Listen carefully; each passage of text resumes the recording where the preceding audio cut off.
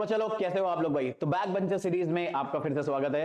इस सीरीज में हम लोग जीरो से हीरो एकदम कवर कर रहे हैं हर चैप्टर को आपके फाइनल एग्जाम के लिए। बोर्ड एग्जाम एकदम पास, और मुझे उम्मीद है तुम्हारी तैयारी बहुत अच्छे से चल रही है। उसी तैयारी को और बेहतरीन करने के लिए आज हम लोग केमिस्ट्री में पढ़ना स्टार्ट कर देंगे metal and non metal topic के बारे में। अब ये चैप्टर आपके एग्जाम के पॉइंट ऑफ व्यू से बहुत ज्यादा इंपॉर्टेंट है। अगर तुमने ये लगभग 1.5 घंटा मेरे को दे दिया तो ये टॉपिक आपका एकदम, अगर बिल्कुल नहीं आता है, वहां से लेकर आपके एग्जाम तक में जितने इंपॉर्टेंट कॉन्सेप्ट आते हैं इस टॉपिक के सारे कवर हो जाएंगे।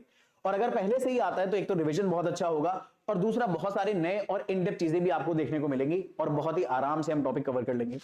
तो बिना और कोई टाइम वेस्ट करे सीधे अपना डिस्कशन स्टार्ट करते हैं। मेरा नाम है प्रभात। इस चैप्टर में सबसे पहले हमें बात करनी है एलिमेंट्स के बारे में। अब अगर आप लोगों को ना बताओ, ये एक पीरियोडिक टेबल है। इस पीरियोडिक टेबल में जितने बहुत सारे एलिमेंट्स हम लोगों को नोन है, चाहे वो मैनमेड हो या नेचर में मिलते हो, वो सारे प्रेजेंट हैं। And let me tell you, अभी तक हम लोग 118 डिफरेंट टाइप के एलिमेंट्स डिस्कवर कर चुके हैं, जिनमें से 92 तो हमें नेचर में मिलते हैं, पर बाकी हमने सब लैब में बनाए हैं, वो सिंथेटिक मटेरियल है। अभी उन्हें नेचर में हमने कहीं पर भी ढूंढा नहीं है। अब हमें इन्हीं एलिमेंट्स को क्लासिफाई करके अलग तरीके से इस चैप्टर के अंदर पढ़ना है। तो हम लोगों ने जब इस चैप्टर के अंदर एलिमेंट्स को क्लासिफाई करा है, वैसे तो एलिमेंट्स को क्लासिफाई करने के बहुत सारे तरीके हो सकते हैं। हमने इस चैप्टर में जो क्लासिफिकेशन करा है वो मेजरली दो कैटेगरी में करा है, मेटल्स और नॉन मेटल्स। अब इनके बारे में तुमने पहले भी थोड़ा बहुत सुना ही होगा, लेकिन इनके बारे में क्लास 10th में तुम्हें डिटेल में चीजों को जानना है। तो एक एक करके इनको डिटेल में पढ़ते हैं। जैसे सबसे पहले बात करेंगे मेटल की क्या प्रॉपर्टीज हैं, ताकि आप आइडेंटिफाई कर पाओ कि हम मेटल और नॉन मेटल को डिफरेंशिएट कैसे करते हैं। तो बात करते हैं मेटल्स की फिजिकल प्रॉपर्टीज की, क्योंकि फिजिकली मेटल हमें कैसा दिखता है अगर हमें पता चल जाए तो हम उसे आराम से मेटल को नॉन मेटल से डिफरेंशिएट कर पाएंगे। तो मेटल के अंदर ये सारी प्रॉपर्टी हमें देखने को मिलती है। मेटल लस्ट्रस होता है, मेटल में लस्टर होती है। लस्टर का मतलब उसमें शाइन होती है। अगर आप लोगों ने सिल्वर देखा हो, गोल्ड देखा हो, आयरन देखा हो, ये सब मेटल के अंदर आते हैं, शाइन करते हैं। साथ ही साथ मेटल्स एक्चुअल में बहुत हार्ड होते हैं। ये एक्सेप्शन याद रखना, एनसीईआरटी में दिए और कई बार पूछ लेते हैं। हार्ड का मतलब यह होता है कि कोई चीज नाइफ से कितनी आसानी से काटी जा सकती है। अगर कोई चीज नाइफ से बड़ी आसानी से काटी जा सकती है तो वो सॉफ्ट है, और अगर वो नाइफ से आसानी से नहीं काटी जा सकती है तो उसे हार्ड माना जाता है। कई बार बच्चों को ये बेसिक सी चीज भी कई बार पता नहीं होती है, तो ये पता रखना, हार्ड का मतलब यहां पर नाइफ से या किसी शार्प चीज से काटे जाने से लेना देना होता है। तो मोस्टली एलिमेंट्स हार्ड होते हैं। आप आयरन को चाकू से या किसी शार्प चीज से काटने की कोशिश करोगे, बहुत मेहनत लगेगी। लेकिन सोडियम और पोटेशियम दो ऐसे एलिमेंट है अपने सिलेबस में हम जो पढ़ते हैं, ये सॉफ्ट होते हैं। इन्हें अगर आप अपने रूलर से भी कट करोगे ना, वो भी कट जाएंगे।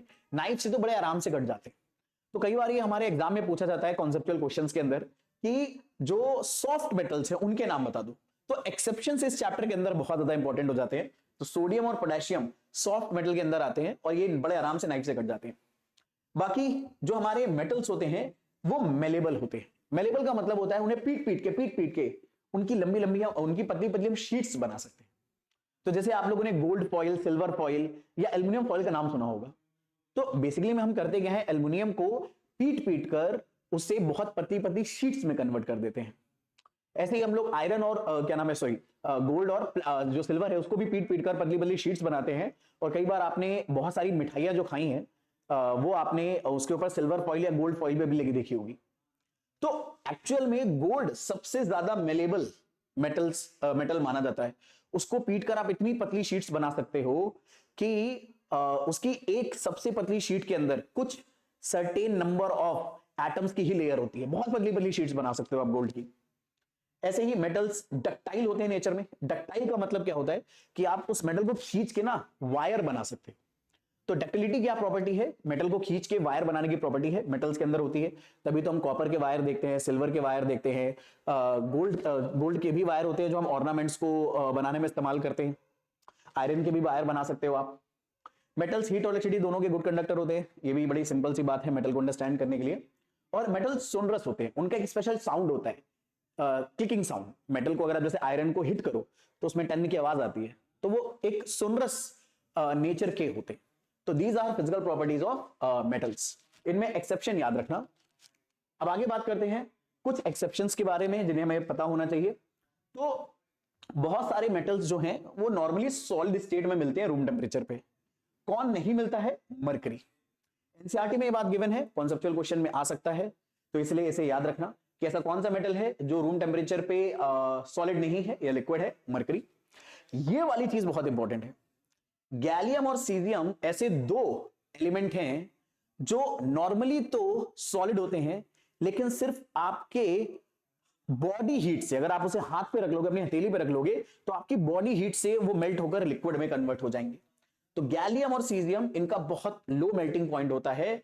इवन ये अगर आप अपने हाथ पे रखोगे तो भी मेल्ट होकर ये लिक्विड फॉर्म में कन्वर्ट हो सकते हैं। कई बार इस टॉपिक के ऊपर 1 मार्क्स के क्वेश्चन पूछे जाते हैं, तो इनका नाम याद रखना, गैलियम एंड सीजियम। ऐसे दो एलिमेंट हैं जो बहुत ही रूम टेम्परेचर, बहुत ही नॉर्मल टेम्परेचर पे मेल्ट हो जाते हैं। इवन अपने हाथ में रखोगे मेल्ट, तब भी वो मेल्ट होकर लिक्विड में कन्वर्ट हो जाएंगे। इसके अलावा दरअसल में हमें पता है कि यार मेटल्स को आप खींच कर क्या बना सकते हो? वायर बना सकते हो। उसकी इस प्रॉपर्टी को हम डक्टिलिटी बोलते हैं, और ऐसा मेटल जिसको वायर बना सकते हो उसे डक्टाइल मेटल बोलते हैं। अब अगर हम बात करें गोल्ड के बारे में, तो अगर आपने सिर्फ 1 ग्राम गोल्ड लिया है जो कि मास में बहुत ही हल्का होगा और उसकी क्वांटिटी भी बहुत कम होगी, इत्तू बित्तू सा होगा। अब उस 1 ग्राम गोल्ड को अगर आप स्ट्रेच करके वायर बनाओ तो उस वायर की लेंथ 2 किलोमीटर तक जा सकती है। जैसे मैंने आपको बताया था ना कि गोल्ड को पीट पीट कर बहुत पतली पतली शीट्स बनाई जा सकती हैं, वैसे गोल्ड को खींच के बहुत लंबा वायर भी बनाया जा सकता है बिना टूटे। तो ये गोल्ड दरअसल में ऐसा एलिमेंट है जो बहुत ज्यादा डक्टाइल है और बहुत ही ज्यादा मेलेबल भी है। ये इंफॉर्मेशन याद रखना, इसके ऊपर क्वेश्चन आने की प्रोबेबिलिटी बहुत ज्यादा रहती है। बाकी मेटल्स हीट के गुड कंडक्टर होते हैं, और बात करी जाए one of the best conductors जो मेटल में हमें देखने को मिलते हैं हीट के, वो मिलता है सिल्वर एंड कॉपर। और अगर आपको इंफॉर्मेशन ये पता है कि सिल्वर और कॉपर बेस्ट कंडक्टर है, तो आपको बुरे कंडक्टर भी पता होने चाहिए, क्योंकि कई बार एक्सेप्शंस के ऊपर क्वेश्चन पूछे जाते हैं हमारे एग्जाम में, और बच्चे कई बार एक्सेप्शन ही प्रिपेयर नहीं करते हैं। तो लेड और मरकरी दरअसल में पुअर कंडक्टर है हीट के। तो याद रखना कौन से एलिमेंट्स पुअर कंडक्टर है हीट के? Lead and mercury. और कौन से बेस्ट कंडक्टर्स के अंदर आ जाएंगे? Silver and copper. फिर अब बात कर लेते हैं यार कि नॉन मेटल्स की क्या क्या प्रॉपर्टीज होती हैं। तो पहले तो एक बात देखते हैं, ये पूरी पीरियोडिक टेबल है। पीरियोडिक टेबल में जितने भी रेड में आपको एलिमेंट्स दिख रहे हैं ये सारे मेरे भाई मेटल, और ये जो ब्लू में चंद आपको एलिमेंट्स दिख रहे हैं ये नॉन मेटल्स हैं। तो पहले तो एक बात समझो कि यार जो हमें 118 एलिमेंट्स नोन है उनमें मेटल्स का नंबर बहुत ज्यादा है। मेटल्स, ज्यादातर एलिमेंट्स मेटल है, कुछ ऐसे हैं जो नॉन मेटल्स हैं, और कुछ ये जो आपको येलो कलर में दिख रहे हैं मेटलॉइड है। मेटलॉइड का मतलब होता है ये ऐसे एलिमेंट्स हैं कि इनकी कुछ प्रॉपर्टी मेटल से भी मैच करती है और कुछ प्रॉपर्टीज नॉन मेटल से भी मैच करती है। तो 2 पॉइंट याद रखो इस स्लाइड से। पहला कि जो हमें 118 एलिमेंट्स नोन है उनमें ज्यादातर तो मेटल है, बहुत ही कम ऐसे हैं जो नॉन मेटल हैं। और हमारे पास कुछ ऐसे भी एलिमेंट होते हैं जो मेटलॉइड्स हैं, यानी वो मेटल और नॉन मेटल दोनों की तरह प्रॉपर्टी शो करते हैं। आप इनके नाम भी याद रख सकते हो, बोरॉन, सिलिका, जर्मेनियम, आर्सेनिक, ठीक है, SbN, टेलुरियम। अब आगे बात करते हैं कि यार ये नॉन मेटल्स हमें जो देखने को मिल रहे हैं ना, इन नॉन मेटल्स की हमें क्या क्या प्रॉपर्टी पता है।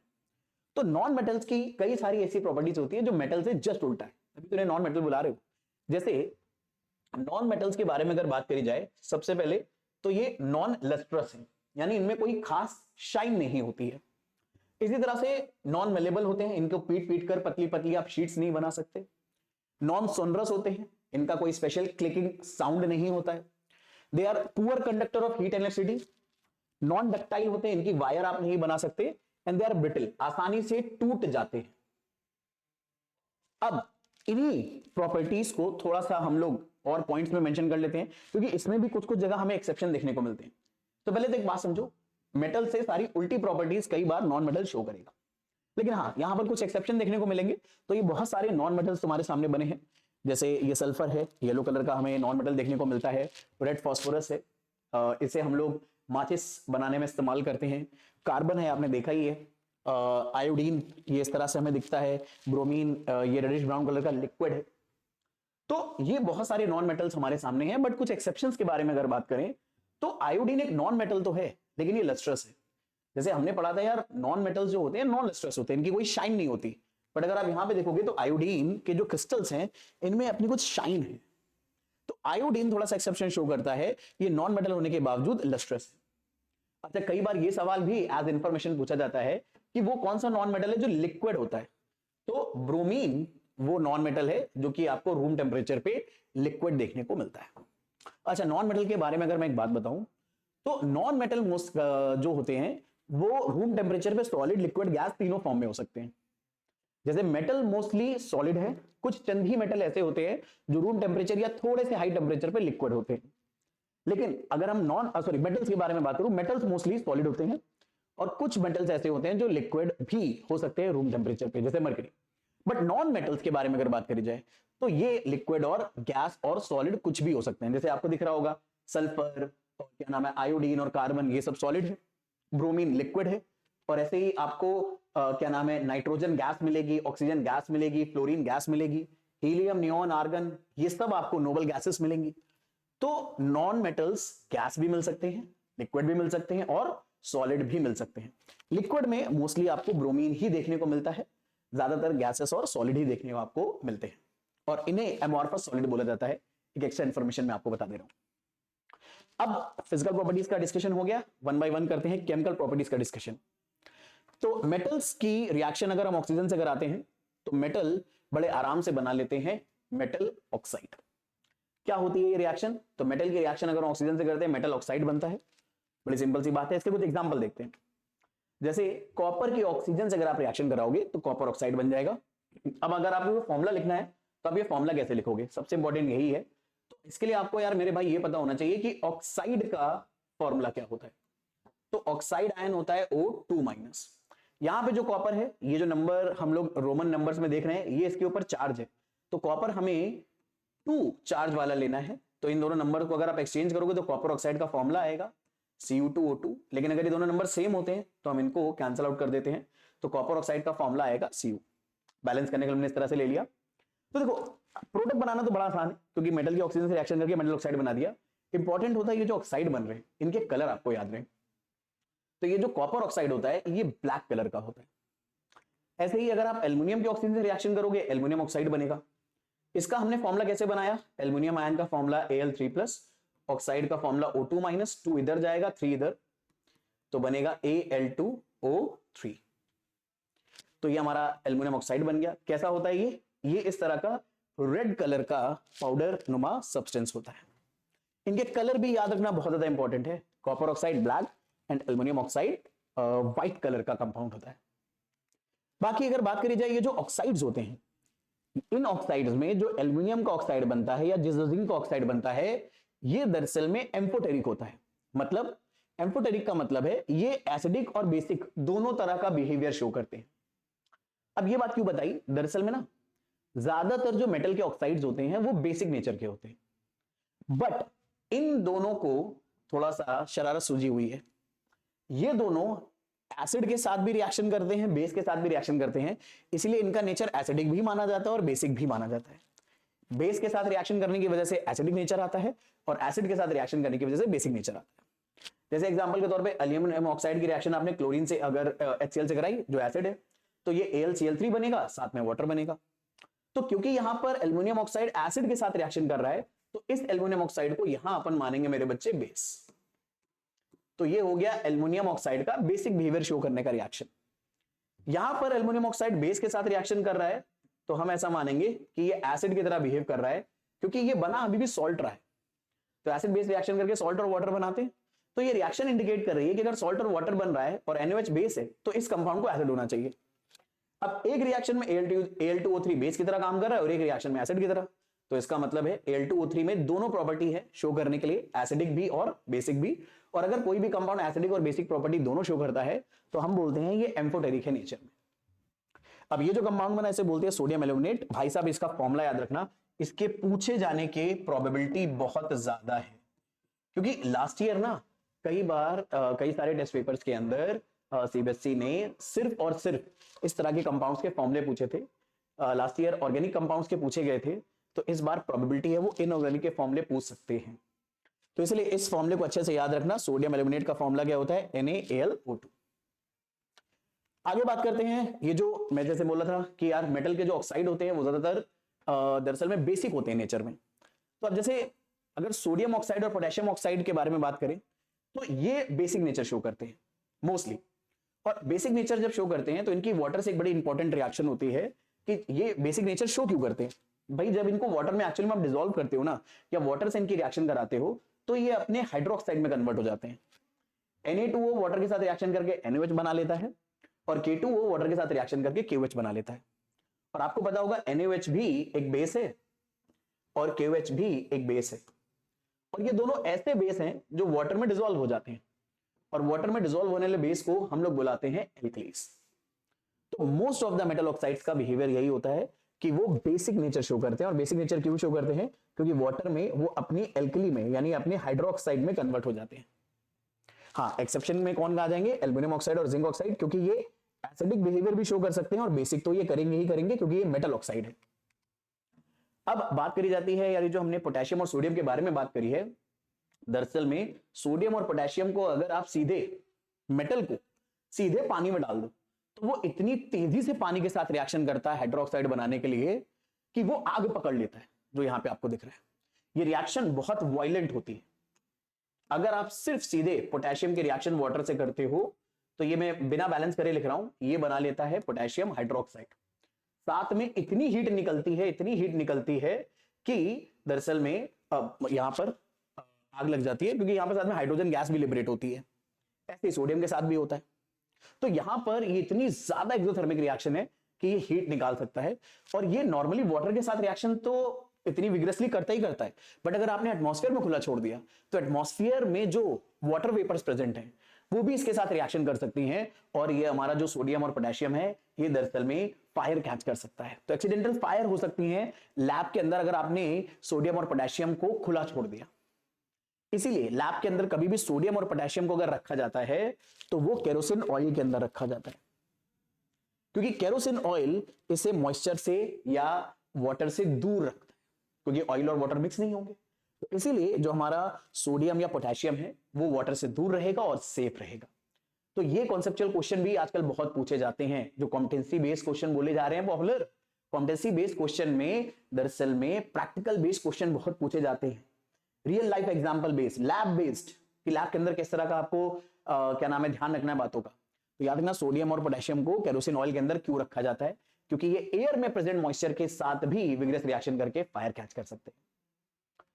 बाकी अगर हम बात करें जो डिफरेंट और मेटल्स हैं, जैसे कि मैग्नीशियम है, एल्युमिनियम है, जिंक है, लेड है, अगर आप इन्हें लैब में खुला छोड़ देते हो तो ये फायर तो नहीं कैच करते, लेकिन एयर में इन्हें मिल जाएगा ऑक्सीजन।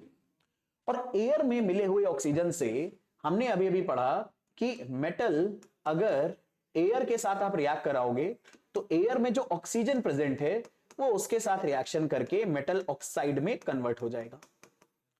तो अगर आपने मैग्नीशियम, एल्युमिनियम या फिर जिंक या लेड को लैब में खुला छोड़ दिया या कहीं पर भी खुला छोड़ दिया तो होता क्या है, जो मैग्नीशियम है, जैसे ये मैग्नीशियम का वायर है, अगर आपने इसे लैब में खुला छोड़ दिया कुछ टाइम के लिए तो ये एयर में प्रेजेंट ऑक्सीजन के साथ रिएक्शन करके मैग्नीशियम ऑक्साइड बना लेगा। ये रिएक्शन अभी बैलेंस नहीं है, और ये मैग्नीशियम ऑक्साइड व्हाइट कलर का सॉलिड मटेरियल होता है।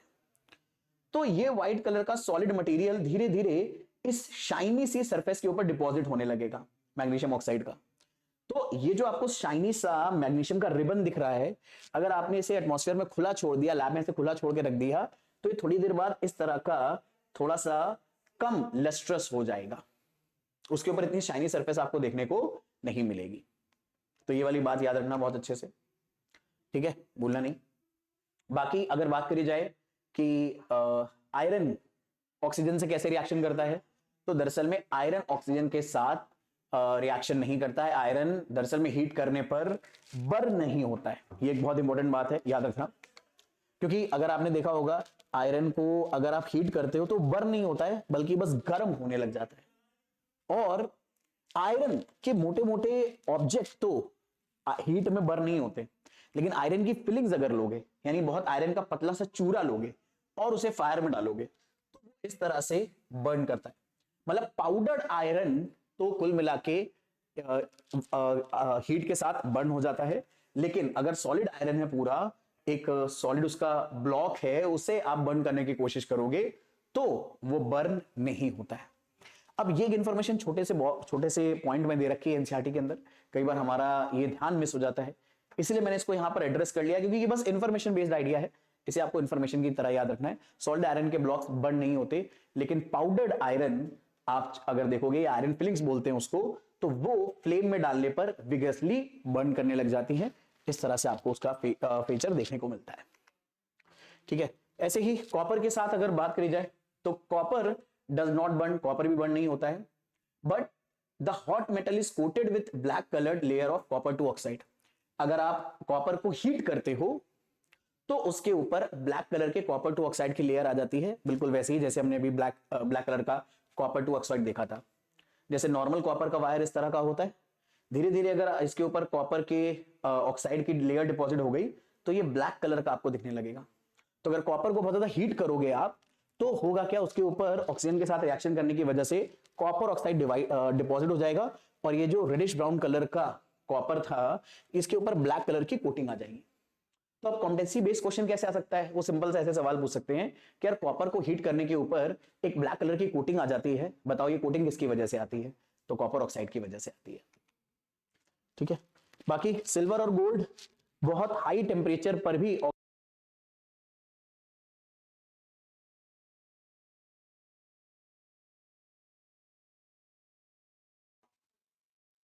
कैमरे में थोड़ा सा इशू आ गया था, I guess camera is back now. तो हम लोग ये पॉइंट पढ़ रहे थे कि सिल्वर और जो गोल्ड होता है ये ऑक्सीजन के साथ हाई टेम्परेचर पे भी रिएक्शन नहीं करता है। जैसे कुछ बच्चे सोच सकते हैं ना कि यार अभी तो हम ऑक्सीजन के बारे में बात कर रहे थे, यहाँ पे चीजों को जला क्यों रहे हो। अरे चीजों को जलाने का मतलब होता है ऑक्सीजन के साथ रिएक्शन करना। तो आयरन नॉर्मली जलता नहीं ऑक्सीजन के साथ, कॉपर भी नहीं जलता है, जलता नहीं है, बट वो ऑक्सीजन के साथ रिएक्शन करके कॉपर ऑक्साइड की लेयर अपने ऊपर डिपॉजिट कर लेता है। और सिल्वर और गोल्ड तो हाई टेम्परेचर पर भी ऑक्सीजन के साथ बर्न नहीं होते, रिएक्ट नहीं करते। बाकी दरअसल में एनसीईआरटी के एक बॉक्स में इंफॉर्मेशन दे रखी है, बहुत काम की इंफॉर्मेशन है। ये इंफॉर्मेशन है एनोडाइजिंग प्रोसेस के ऊपर। तो एनोडाइजिंग प्रोसेस क्या होता है, तो किसी भी इंफीरियर मेटल के ऊपर या एल्युमिनियम के ऊपर एल्युमिनियम के ही ऑक्साइड के लेयर की अगर हम कोटिंग करते हैं तो उस कोटिंग को बोलते हैं एनोडाइजिंग प्रोसेस। यानी जैसे मान लो अगर हमारे पास ये कोई इंफीरियर मेटल है एल्युमिनियम से, या एल्युमिनियम ही है। अब एल्युमिनियम भी कई बार ना बहुत वनरेबल होता है ऑक्सीजन से रिएक्ट करने पे। तो हम क्या करते हैं, उसकी ऑक्सीजन से रिएक्शन करने के लिए या उसके रस्टिंग वगैरह को रोकने के लिए इसके ऊपर एल्युमिनियम ऑक्साइड की लेयर डिपॉजिट करवा देते हैं, ताकि अंदर वाला एल्युमिनियम ऑक्सीजन से रिएक्शन करने के लिए प्रोटेक्ट हो जाए। तो ये जो एल्युमिनियम ऑक्साइड की हम लेयर बना रहे हैं चारों तरफ, इस लेयर को, इस प्रोटेक्टिंग लेयर के बनाने के मेथड को ही एनोडाइजेशन बोलते हैं।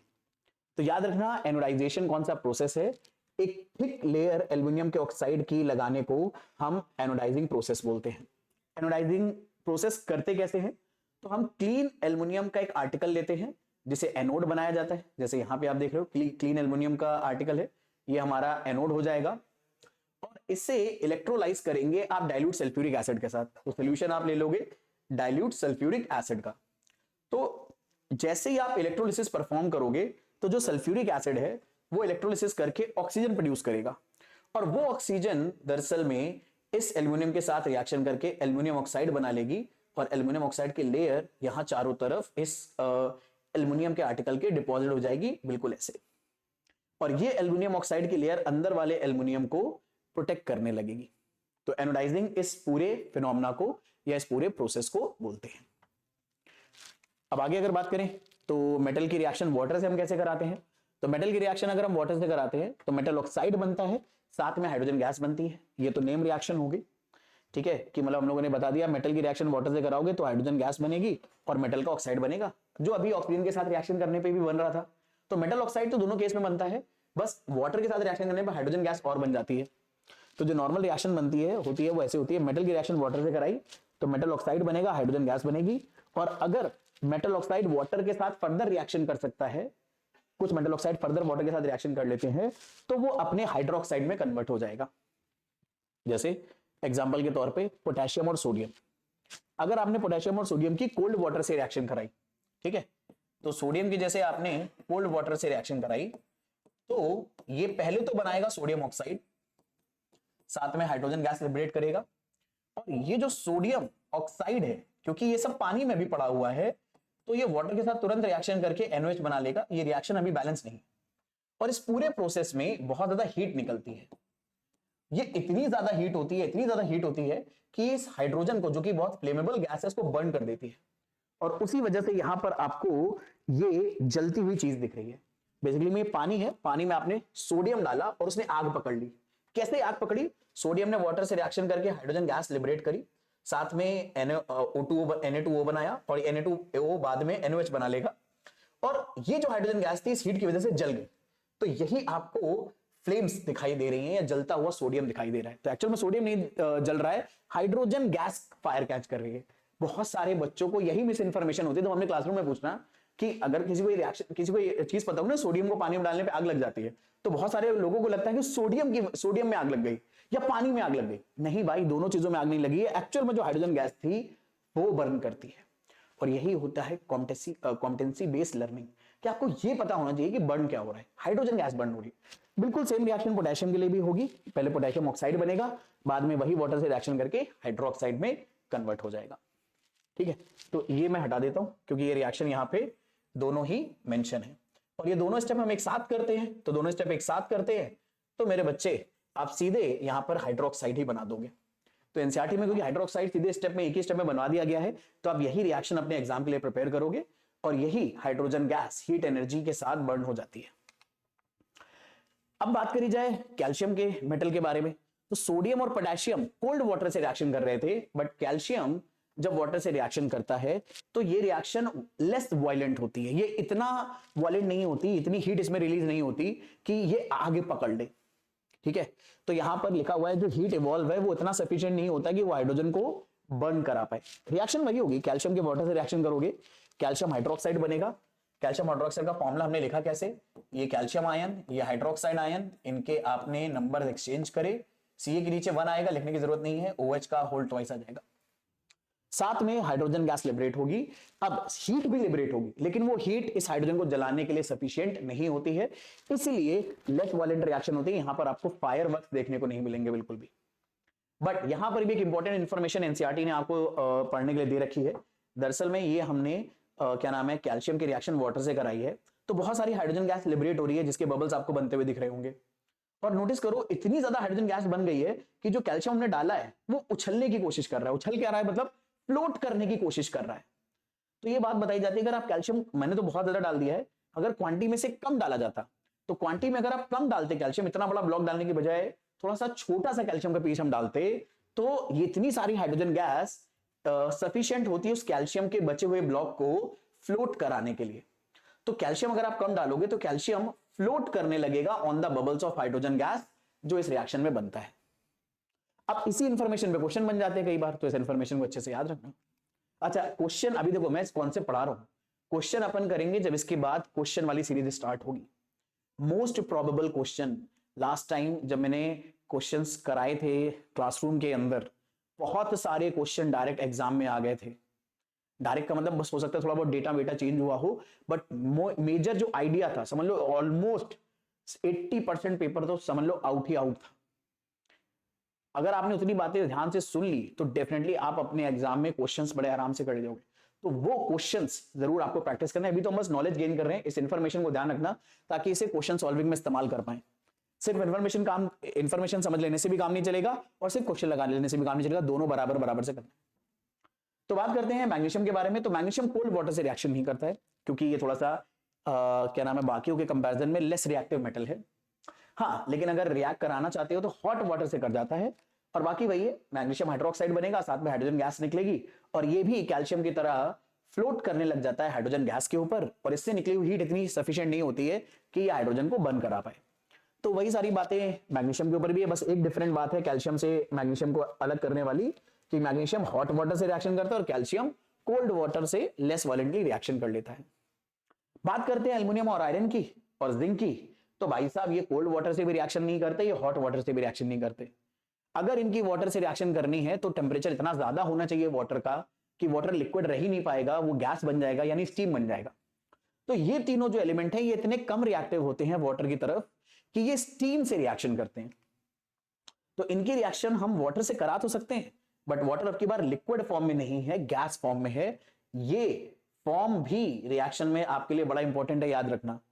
हो सकता है क्वेश्चन ऐसा ही आ जाए, वो ये रिएक्शन लिख देंगे और यहां पर जो फिजिकल स्टेट्स है वो गायब कर देंगे और वो आपसे फिजिकल स्टेट पूछ लेंगे।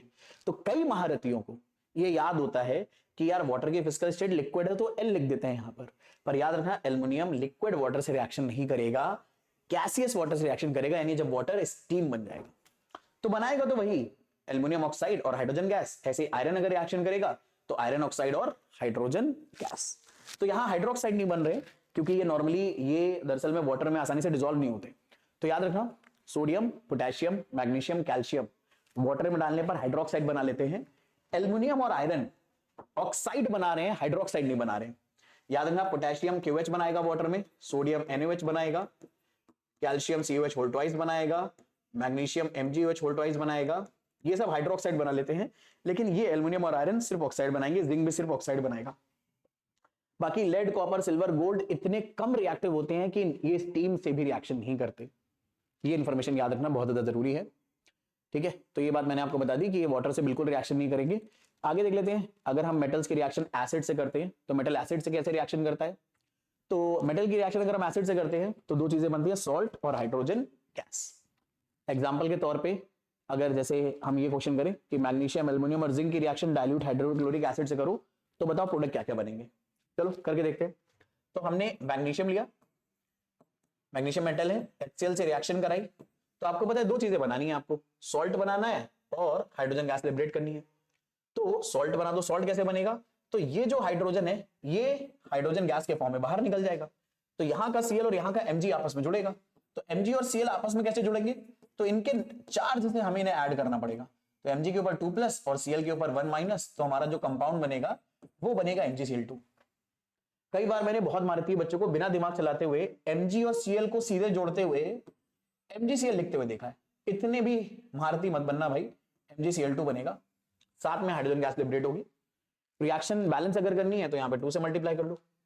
ऐसे एल्युमिनियम से अगर रिएक्शन करोगे तो एल्युमिनियम की रिएक्शन अगर आपने HCl से करी तो हाइड्रोजन गैस लिबरेट होगी, साथ में जो एल्युमिनियम है वो जब क्लोराइड से जुड़ेगा तो ये बना लेगा AlCl3, तो ये बन जाएगा AlCl3। रिएक्शन बैलेंस कर लेना। अभी जिंक से ऐसे ही आपने कराई तो जिंक की अगर आप HCl से रिएक्शन करोगे तो जिंक क्लोरीन के साथ जुड़ेगा और हाइड्रोजन गैस लिबरेट हो जाएगी, और जिंक क्लोरीन के साथ अगर जुड़ेगा तो जिंक की क्लोराइड से आपने रिएक्शन करी, ये नंबर इधर एक्सचेंज होंगे, जिंक क्लोराइड बन जाएगा, तो ZnCl2 बन जाएगा। रिएक्शन बैलेंस करनी है यहाँ पे 2 से मल्टीप्लाई कर दो। ऐसे अगर यहाँ पे बैलेंस करनी है तो देखो यहाँ पे Cl कितनी बार आया है, 3 बार, हाइड्रोजन 2 बार, तो एक काम करते हैं 6 टाइम्स ले लेते हैं। तो इससे क्या होगा, इसको 2 से मल्टीप्लाई कर दो तो क्लोरीन 6 टाइम्स हो जाएगा, इसको 3 से मल्टीप्लाई कर दो तो हाइड्रोजन 6 टाइम्स हो जाएगा। तो एल्युमिनियम कितने आ गए, 2 टाइम्स आ गए। तो इस तरह से ये पूरी रिएक्शन बैलेंस हो जाएगी। तो जब भी आप मेटल की रिएक्शन किसी एसिड से करोगे तो एसिड अपना हाइड्रोजन, इसे हम एसिडिक हाइड्रोजन बोलते हैं, ये H2 गैस के फॉर्म में रिलीज कर देगा, और खुद जो बचा हुआ एनायन है एसिड का वो मेटल के साथ जुड़कर सॉल्ट में कन्वर्ट हो जाएगा। और सॉल्ट का फॉर्मूला जो भी लिखोगे वो आप डायरेक्ट मेटल और नॉन मेटल को जोड़ के मत लिखना, या मेटल और एनायन को जोड़ के मत लिखना, बल्कि उनके वैलेंसीज को इंटरचेंज करके लिखना, तभी सही आंसर आएगा। ऐसे ही कुछ छोटे मोटे पॉइंट्स हम लोग डिस्कस कर लेते हैं कि अगर हम मेटल की रिएक्शन नाइट्रिक एसिड से करते हैं तो हाइड्रोजन गैस लिबरेट नहीं होती।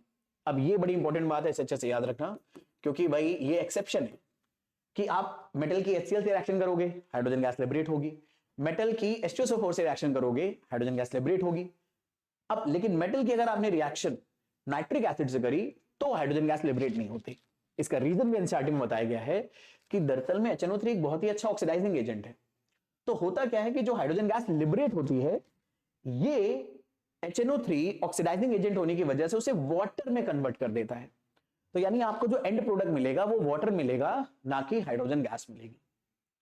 अच्छा, अब इस एक्सेप्शन का भी एक एक्सेप्शन है, मतलब कभी कभी तो बुद्धि खराब कर देते केमिस्ट्री वाले भाई, कि पहली बात तो नाइट्रिक एसिड एक एक्सेप्शन है कि वो मेटल के साथ हाइड्रोजन गैस नहीं निकालता, लेकिन 2 ऐसे मेटल है जिनके साथ निकालता है। अच्छा, क्यों नहीं निकालता, उसका रीजन आपने देख लिया, HNO3 हाइड्रोजन को ऑक्सीडाइज करके वाटर बना लेता है, और बाकी खुद नाइट्रोजन का कोई ऑक्साइड बना लेगा, N2O, NO या NO2। अब ये हमारे लिए डेफिनेशन में, मतलब जो इंफॉर्मेशन है बस वही इंपॉर्टेंट है, मेन तो अगला मुद्दा है कि ऐसे कौन से 2 मेटल हैं जिनसे दरअसल में हाइड्रोजन गैस निकलती है, नाइट्रिक एसिड से रिएक्शन करके, तो वो है मैग्नीशियम और मैग्नीज। इनके रिएक्शन भी याद कर लो, ये रिएक्शन भी आपके लिए इंपॉर्टेंट है। मैग्नीशियम के रिएक्शन HNO3 से कराओगे तो वही मैग्नीशियम नाइट्रेट बनेगा, हाइड्रोजन गैस बनेगी। तो NO3 को मैग्नीशियम के साथ जोड़ के सॉल्ट बना दिया, मैग्नीशियम का चार्ज 2+ और नाइट्रेट का चार्ज 1-, ये इधर गया, ये इधर गया, तो Mg के नीचे 1 लिखने की जरूरत नहीं है और NO3 के नीचे 2 आ जाएगा। ऐसे ही मैग्नीज की भी वैलेंसी 2 है, वो भी इस तरह से हाइड्रोजन गैस लिबरेट कर देगा HNO3 के साथ। अब ये इन्फॉर्मेशन बहुत इंपॉर्टेंट है, बल्कि कई बार तो ये आपके अगर क्लास 11-12 में साइंस ले लेते हो गलती से आप, तो आपको ये तब भी बहुत काम आएगा। बाकी यहां पर एनसीईआरटी में एक बॉक्स इंफॉर्मेशन दे रखी है एक्वा रेजिया के बारे में। भाई इसके ये तो मान लो सुपर मोस्ट इंपॉर्टेंट है, ये बीएमआई टॉपिक है। बीएमआई का मतलब है भयंकर मोस्ट इंपॉर्टेंट टॉपिक है, ठीक है। दिस इज भयंकर मोस्ट इंपॉर्टेंट टॉपिक। क्या है एक्वा रेजिया? सबसे पहले तो ये बात समझनी होती है व्हाट इज एक्वा रेजिया। तो इसकी इंफॉर्मेशन दे रखी है कि एक्वा रेजिया दरअसल में लैटिन में इसे रॉयल, लैटिन में इसका मतलब होता है रॉयल वाटर। और ये रॉयल वाटर क्यों है? क्योंकि दरअसल में ये बहुत विग्रस रिएक्शन करने वाला एसिड है, बहुत ही खतरनाक टाइप का एसिड है, ठीक है, एकदम भन्नाटेदार टाइप का। और इसे बनाया कैसे जाता है? तो ये खुद अपने आप में एक एसिड नहीं है, बल्कि एक मिक्सचर है हाइड्रोक्लोरिक एसिड और नाइट्रिक एसिड का, जो 3:1 के रेशियो में लेते हो। यानी आप दरअसल में HCl और HNO3 को मिलाओगे और आप इसे 3:1 के रेशियो में मिलाते हो मेरे बच्चे। और ये इतना ज्यादा विगरस रिएक्शन करता है, ये इतना तगड़ा एसिड है, इतना तगड़ा एसिड का मिक्सचर है बेसिकली में, कि ये ऐसे मेटल के साथ भी रिएक्शन कर लेता है जो मेटल नॉर्मली एसिड के साथ रिएक्शन नहीं करते हैं। जैसे let me tell you, gold और सिल्वर नॉर्मली मेटल ऐसे हैं जो एसिड के साथ रिएक्शन नहीं करते, लेकिन एक्वा रेजियम अगर आपने उन्हें डाल दिया तो ये एक्वा रेजियम में रिएक्शन कर जाते हैं। जैसे ये एक्वा रेजियम हमने बनाया है, इसमें गोल्ड डाला, और ऐसे ही HCl में अगर डाल दो तो HCl में तो गोल्ड ऐसे ही पड़ा रहेगा, बिल्कुल रिएक्ट नहीं करेगा, लेकिन एक्वा रेजिया में धीरे धीरे ये रिएक्शन करने लग जाता है। तो याद रखना, एक्वा रेजिया दरअसल में एक बहुत ही खतरनाक टाइप का एसिड है। ये फ्रेशली बनाया जाता है हाइड्रोक्लोरिक एसिड और नाइट्रिक एसिड को 3:1 के रेशियो में मिलाकर।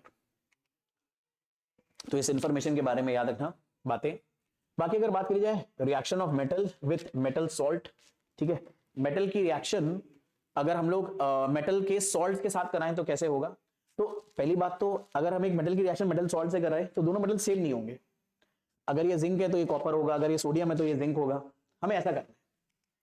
तो अब मेटल ए की रिएक्शन अगर आप मेटल बी के सॉल्ट सोल्यूशन से करोगे तो अगर रिएक्शन पॉसिबल है तो होगा क्या, जो हमारा मेटल ए है वो अपना सॉल्ट बना लेगा और मेटल बी पूरा अलग हो जाएगा।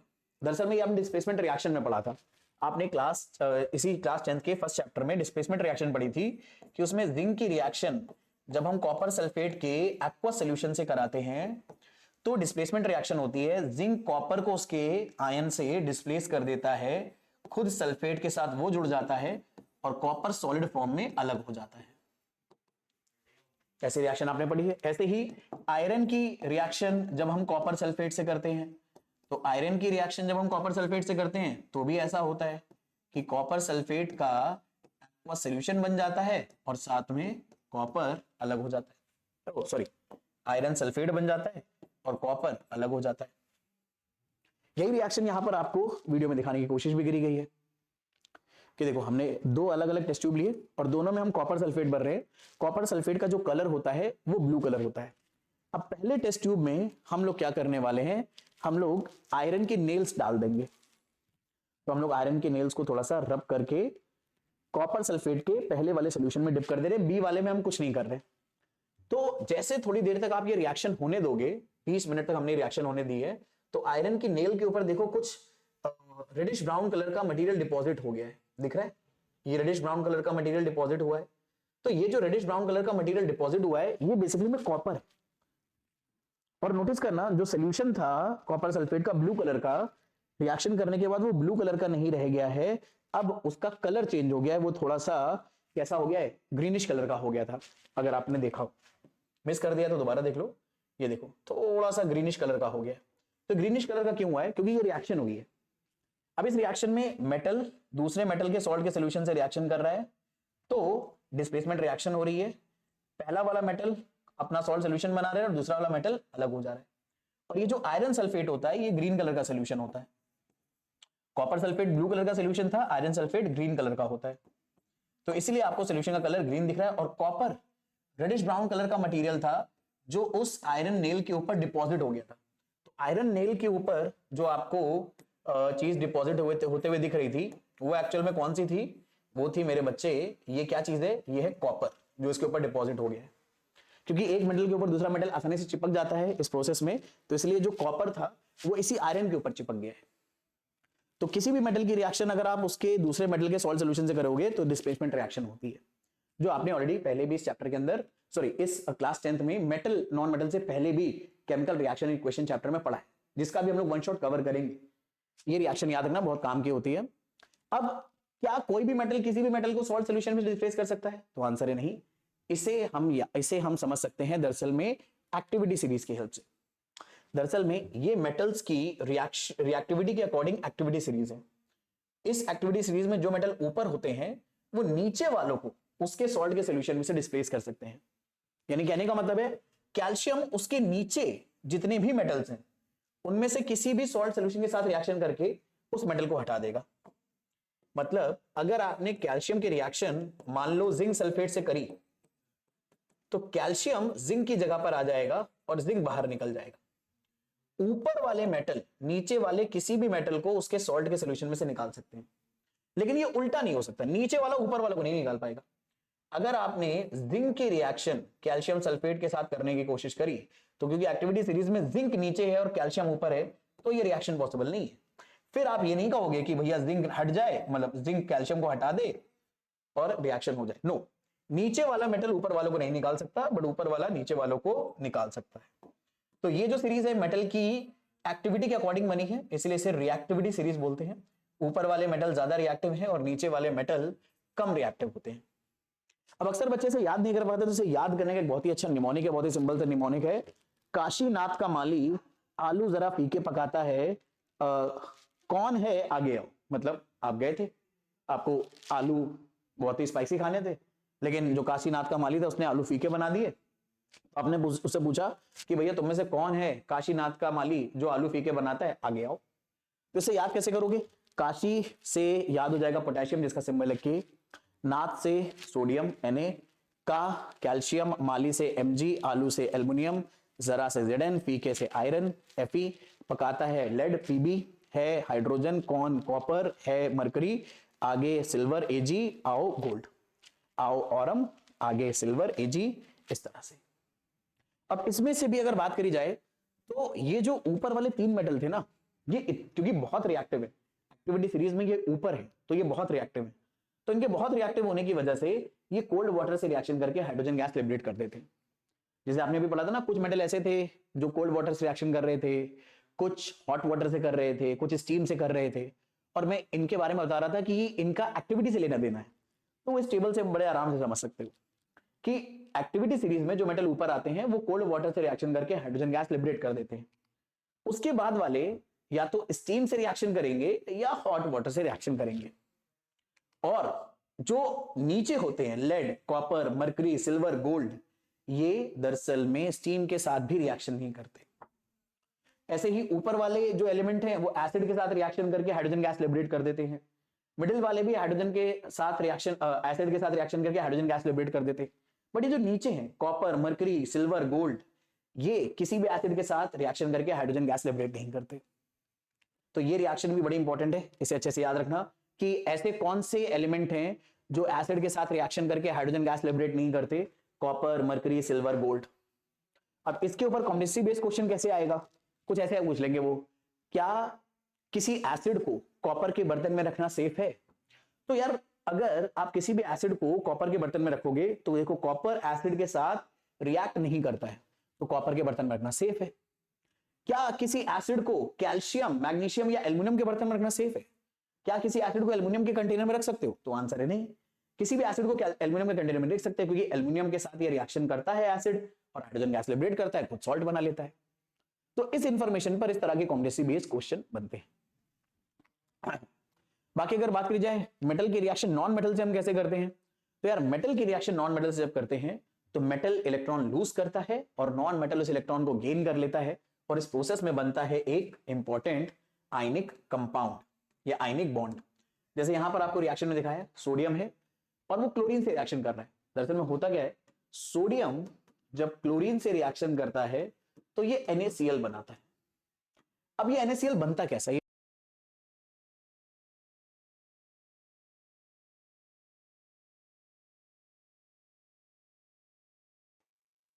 एक मिनट, कैमरे में कुछ इश्यू हुआ था। तो सोडियम की क्लोरीन से जब हम रिएक्शन कराते हैं तो NaCl बनता है। अब ये कैसे बनता है, इसका प्रोसेस पूरा यहां पे बताया गया है, और इस प्रोसेस के थ्रू एनसीईआरटी में आपको बताने की कोशिश करी गई है कि मेरे भाई दरअसल में आयनिक जो बॉन्ड होते हैं और आयनिक जो कंपाउंड होते हैं वो कैसे बनते हैं। दरअसल में किसी भी आयनिक कंपाउंड के बनने के लिए जरूरी होता है कि मेटल उसमें इलेक्ट्रॉन लूज करके अपना ऑक्टेट कंप्लीट करे, और जो नॉन मेटल है वो इलेक्ट्रॉन गेन करके अपना ऑक्टेट कंप्लीट करे। तो यहाँ पे सोडियम मेटल है, क्लोरीन नॉन मेटल है। सोडियम इलेक्ट्रॉन लूज करके ऑक्टेट कंप्लीट करेगा और क्लोरीन इलेक्ट्रॉन लूज करके, सॉरी इलेक्ट्रॉन गेन करके। तो अब ये इलेक्ट्रॉन लूज और गेन का प्रोसेस कैसे दिखाओगे? तो सोडियम दरअसल में एक इलेक्ट्रॉन अगर लूज करेगा तो सोडियम का इलेक्ट्रॉनिक कॉन्फ़िगरेशन होता है 281। एक इलेक्ट्रॉन लूज कर देगा तो उसके वैलेंस शेल में हो जाएंगे 8 इलेक्ट्रॉन। ऐसे क्लोरीन इस इलेक्ट्रॉन को गेन करके क्लोराइड आयन बना लेगा। अब ये जो इलेक्ट्रॉन लूज और गेन होने का प्रोसेस है इसे हमें एक ही स्टेप में दिखाना होता है। तो इस एक स्टेप में से दिखाने के लिए हम इस्तेमाल करते हैं लुईस सिंबल्स का। लुईस सिंबल क्या होते हैं? दरअसल में अगर आपको सोडियम एटम का लुईस सिंबल बनाना है तो सोडियम के वैलेंस शेल में जितने इलेक्ट्रॉन है वो इसके बगल में आप शो कर दो। तो सोडियम के वैलेंस शेल में एक इलेक्ट्रॉन है, आपने एक इलेक्ट्रॉन शो कर दिया। ऐसे ही क्लोरीन का लुईस सिंबल अगर बनाना है तो क्लोरीन के वैलेंस शेल में 7 इलेक्ट्रॉन है, आपने 7 इलेक्ट्रॉन शो कर दिए। तो ये क्लोरीन का लुईस सिंबल हो गया, सोडियम का लुईस सिंबल हो गया। अब इस पूरे प्रोसेस में हुआ गया, सोडियम ने जो इलेक्ट्रॉन निकाला वो क्लोरीन ने गेन कर लिया। अब इस प्रोसेस को आप रिएक्शन में अगर दिखाओगे तो ऐसे दिखाओगे, सोडियम का ये इलेक्ट्रॉन एरो से आपने क्लोरीन की तरफ इशारा कर दिया कि ये क्लोरीन ले रहा है। तो प्रोडक्ट में जब सोडियम ने अपने एक इलेक्ट्रॉन की बलि दे दी तो Na+ बन गया, और क्लोरीन ने इलेक्ट्रॉन ले लिया तो Cl के ऊपर माइनस चार्ज आ गया। और क्योंकि ये दोनों एक दूसरे के अगल बगल रहेंगे तो प्लस और माइनस चार्ज एक दूसरे को अट्रैक्ट करेंगे, और इस अट्रैक्शन की वजह से इनके बीच में एक बॉन्ड बन जाएगा। इसे बुलाते हैं आयनिक बॉन्ड, क्योंकि आयन की वजह से ये बॉन्ड बना है। और ये एक आयन का, कैटायन और एनायन के बीच का अट्रैक्शन फोर्स है। मतलब अगर कोई पूछे कि आयनिक बॉन्ड क्या होता है तो आयनिक बॉन्ड बेसिकली में अट्रैक्शन फोर्स होता है। किसके बीच में? बिटवीन कैटायन एंड एनायन, जो मेटल के इलेक्ट्रॉन लूज करने और नॉन मेटल के इलेक्ट्रॉन गेन करने की वजह से बनता है। तो कई बार एनसीईआरटी में आपसे इस तरह का पूरा डायग्राम बना के दे देंगे और वो इलेक्ट्रॉन्स ऐसे ड्रॉ नहीं करेंगे, आपसे ड्रॉ करवा लेंगे कॉम्पिटेंसी बेस्ड आइडिया में। या वैसे पूछ लेंगे कि यहां पर दरअसल में ये जो कैटायन एनायन के बीच में बॉन्ड बना है, ये बॉन्ड आयनिक बॉन्ड जो बनता है वो स्टेबलाइज कैसे होता है? तो दरअसल में अट्रैक्शन फोर्स की वजह से जो पॉजिटिव और नेगेटिव चार्ज के बीच में। ऐसे ही आप मैग्नीशियम के साथ भी ये कर सकते हो कि अब मैग्नीशियम अगर क्लोरीन के साथ बॉन्ड बनाता है तो मैग्नीशियम की अगर आपने क्लोरीन से रिएक्शन कराई तो प्रोडक्ट बनता है MgCl2। अब Mg और Cl अभी अलग अलग थे, ये दोनों आपस में जुड़ गए। ये जुड़ते कैसे हैं या क्यों जुड़ते हैं उसका मेथड यहां बताया गया है कि दरअसल में मैग्नीशियम जिसका इलेक्ट्रॉनिक कॉन्फ़िगरेशन है 282, ये 2 इलेक्ट्रॉन लूज करके Mg2+ बनाएगा, और Mg2+ का इलेक्ट्रॉनिक कॉन्फ़िगरेशन इन 2 इलेक्ट्रॉन के निकलने की वजह से 2n8 हो जाएगा। तो इस मैग्नीशियम के वैलेंस शेल में 8 इलेक्ट्रॉन पूरे हो गए, मैग्नीशियम का ऑक्टेट कंप्लीट हो गया, इसे बुलाएंगे मैग्नीशियम कैटायन। और जो हमारे पास क्लोरीन था वो क्लोरीन इलेक्ट्रॉन गेन करके अपना ऑक्टेट कंप्लीट करेगा। तो एक क्लोरीन एक इलेक्ट्रॉन गेन करेगा, हमारे पास 2 थे तो 2 क्लोरीन 2 इलेक्ट्रॉन गेन करके 2 क्लोराइड आयन बना लेंगे। अब ये पूरा प्रोसेस अगर एक ही स्टेप में दिखाना हो तो वैसे दिखाओगे। ये मैग्नीशियम का लुईस सिंबल हमने बनाया, इसमें मैग्नीशियम के पास 2 इलेक्ट्रॉन दिखाए। ये 2 अलग अलग क्लोरीन है क्योंकि मैग्नीशियम 2 क्लोरीन से जुड़ने वाला है।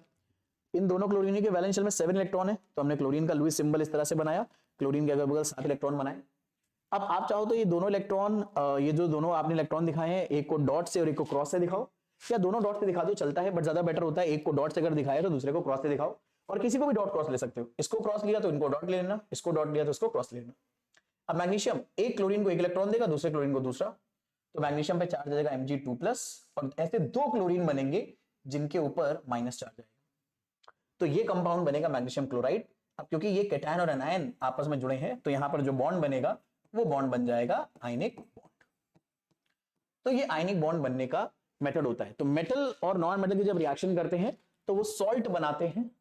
सॉल्ट दरअसल में कैटायन और एनायन से जुड़कर बनता है, और कैटायन और एनायन से जुड़कर बने हुए सॉल्ट के बीच में जो बॉन्ड होता है वो आयनिक बॉन्ड होता है, और ये जो सॉल्ट बना है इसे हम लोग बुलाते हैं आयनिक कंपाउंड, क्योंकि ये दरअसल में आयन से मिलकर बना है, तो इसलिए इसे बुलाया जाता है मेरी जनता आयनिक।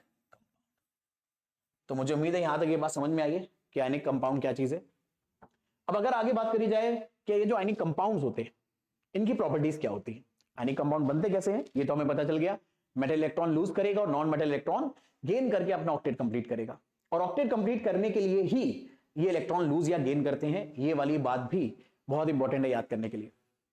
तो अगर बात करें आयनिक कंपाउंड के दरअसल में फिजिकल प्रॉपर्टीज के बारे में, तो यार जो आयनिक कंपाउंड होते हैं वो दरअसल में सॉलिड होते हैं नेचर में और बहुत हार्ड होते हैं।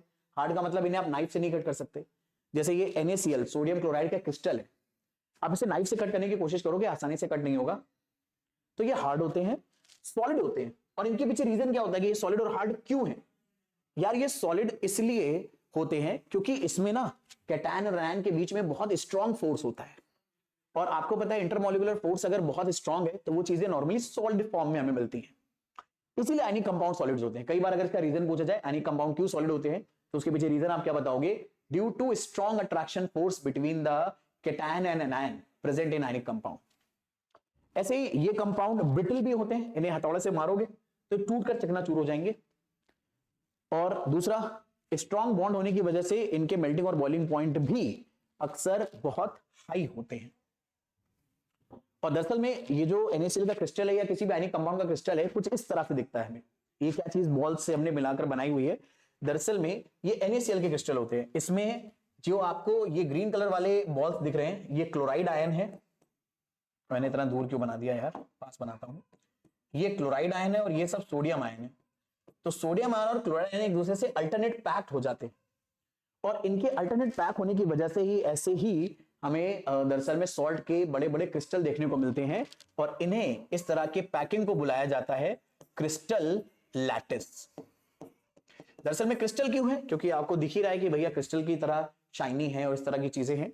मेन है लैटिस का मतलब क्या होता है? क्रिस्टल लैटिस का मतलब होता है एक वेल मैनर में किसी चीज का अरेंज होना। तो यहां पे कैटायन एनायन क्योंकि वेल मैनर में अरेंज है इसीलिए इसे लैटिस बुलाया जाता है। और ये सारी चीजें क्योंकि कैटायन एनायन अल्टरनेटली पैक है तो इनके बीच में बहुत स्ट्रॉन्ग आयनिक बॉन्ड होते हैं, और आयनिक बॉन्ड स्ट्रॉन्ग होने की वजह से ही मेल्टिंग और बॉइलिंग पॉइंट हाई है। नेचर में ये हार्ड है और सॉलिड होते हैं और ब्रिटल भी होते हैं। इनको पत्थर अगर आपने किसी चीज से इसको प्रेशर करा तो ये टूटकर चकनाचूर हो जाएगा। क्यों टूटकर चकनाचूर होगा? देखो दरअसल में ये भी चलो मैं बता देता हूं। देखो इस क्लोराइड के पीछे सोडियम है, सोडियम के पीछे क्लोराइड है, क्लोराइड के पीछे सोडियम।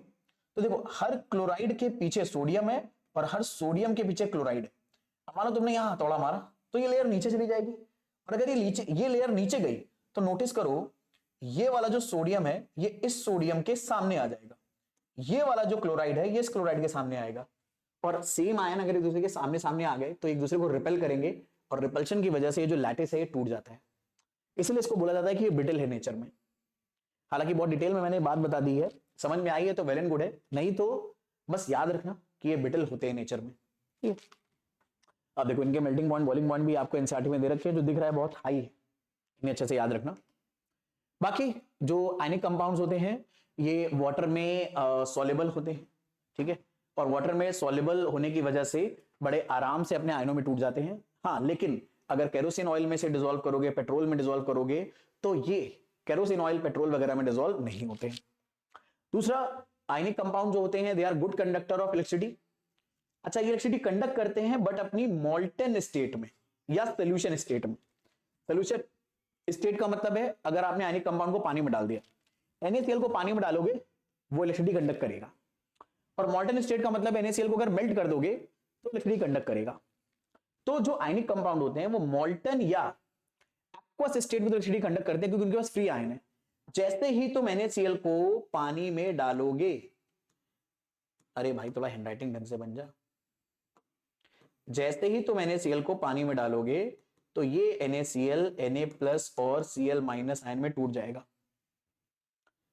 और ये आयंस फ्री होने की वजह से इलेक्ट्रिसिटी कंडक्ट कर पाते हैं। अब NaCl को अगर तुम मेल्ट कर दो, ठीक है, NaCl को अगर तुम मेल्ट कर दो तो भी Na+ और Cl- बन जाता है। तो फ्री आयंस होने की वजह से NaCl एलसीडी कंडक्ट कर पाता है, चाहे वो मॉल्टन स्टेट में हो चाहे वो वाटर में डिसॉल्व करो। बट अगर आपने उन्हें सॉलिड स्टेट में लिया तो ये एलसीडी कंडक्ट नहीं कर पाएंगे। ठीक है, अगर सॉलिड स्टेट में आपने लिया तो ये एलसीडी कंडक्ट नहीं कर पाएंगे भाई। ठीक है, क्यों नहीं कर पाएंगे? रीजन बड़ा सिंपल है, सॉलिड स्टेट में इनके पास फ्री आयंस नहीं होते। अगर NaCl सॉलिड है तो ना तो Na प्लस फ्री है ना Cl माइनस, ये दोनों आपस में बहुत टाइटली जुड़े हैं और फ्री आयंस नहीं होंगे तो एलसीडी कंडक्ट नहीं होगी। तो ये भी कॉम्पिटेंसी बेसिक क्वेश्चन बन सकता है, इसलिए मैंने इसे डिटेल में बता दिया, इसे अच्छे से याद रखना। बाकी अब हमने मेटल्स और नॉन मेटल्स की प्रॉपर्टीज तो पढ़ ली। सबसे इंपॉर्टेंट चीज आ जाती है मेरे भाई लोग, भाई साहब यार, मेटल्स की मेटलर्जी। दरअसल में मेटल्स की मेटलर्जी का कॉन्सेप्ट क्या है? जो हम लोग दरअसल में मेटल्स अपने आसपास हम यूज करते थे, आयरन, कॉपर या और भी बहुत सारे मटेरियल, जिंक, सोडियम, ये सब नेचर में ना फ्री स्टेट में मिलता ही नहीं है। कहीं पर भी आप आयरन नेचर में ढूंढने जाओगे फ्री स्टेट में नहीं मिलता है, बल्कि आयरन इस तरह से बहुत बड़ी बड़ी रॉक्स के फॉर्म में अर्थ क्रस्ट के अंदर डिपॉजिट है,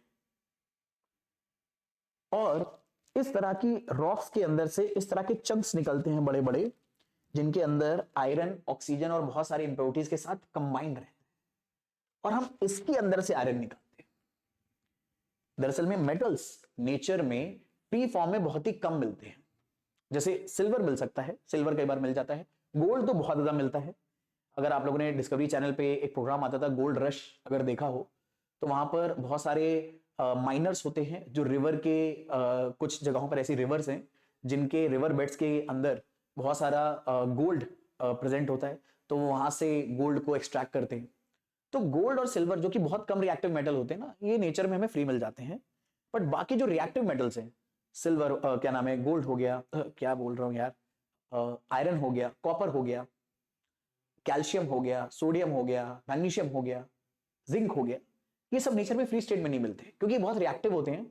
तो नेचर में अपने आसपास की चीजों से रिएक्ट करके ये दरअसल में इस तरह के बहुत बड़े बड़े रॉक फॉर्मेशन कर लेते हैं, तो इनमें से हमें निकालना होता है। तो इन मेटल्स को इन रॉक्स में से निकालने का जो प्रोसेस होता है उसे बुलाते हैं मेटलर्जी। तो उसी के बारे में थोड़ा हमें पढ़ना है।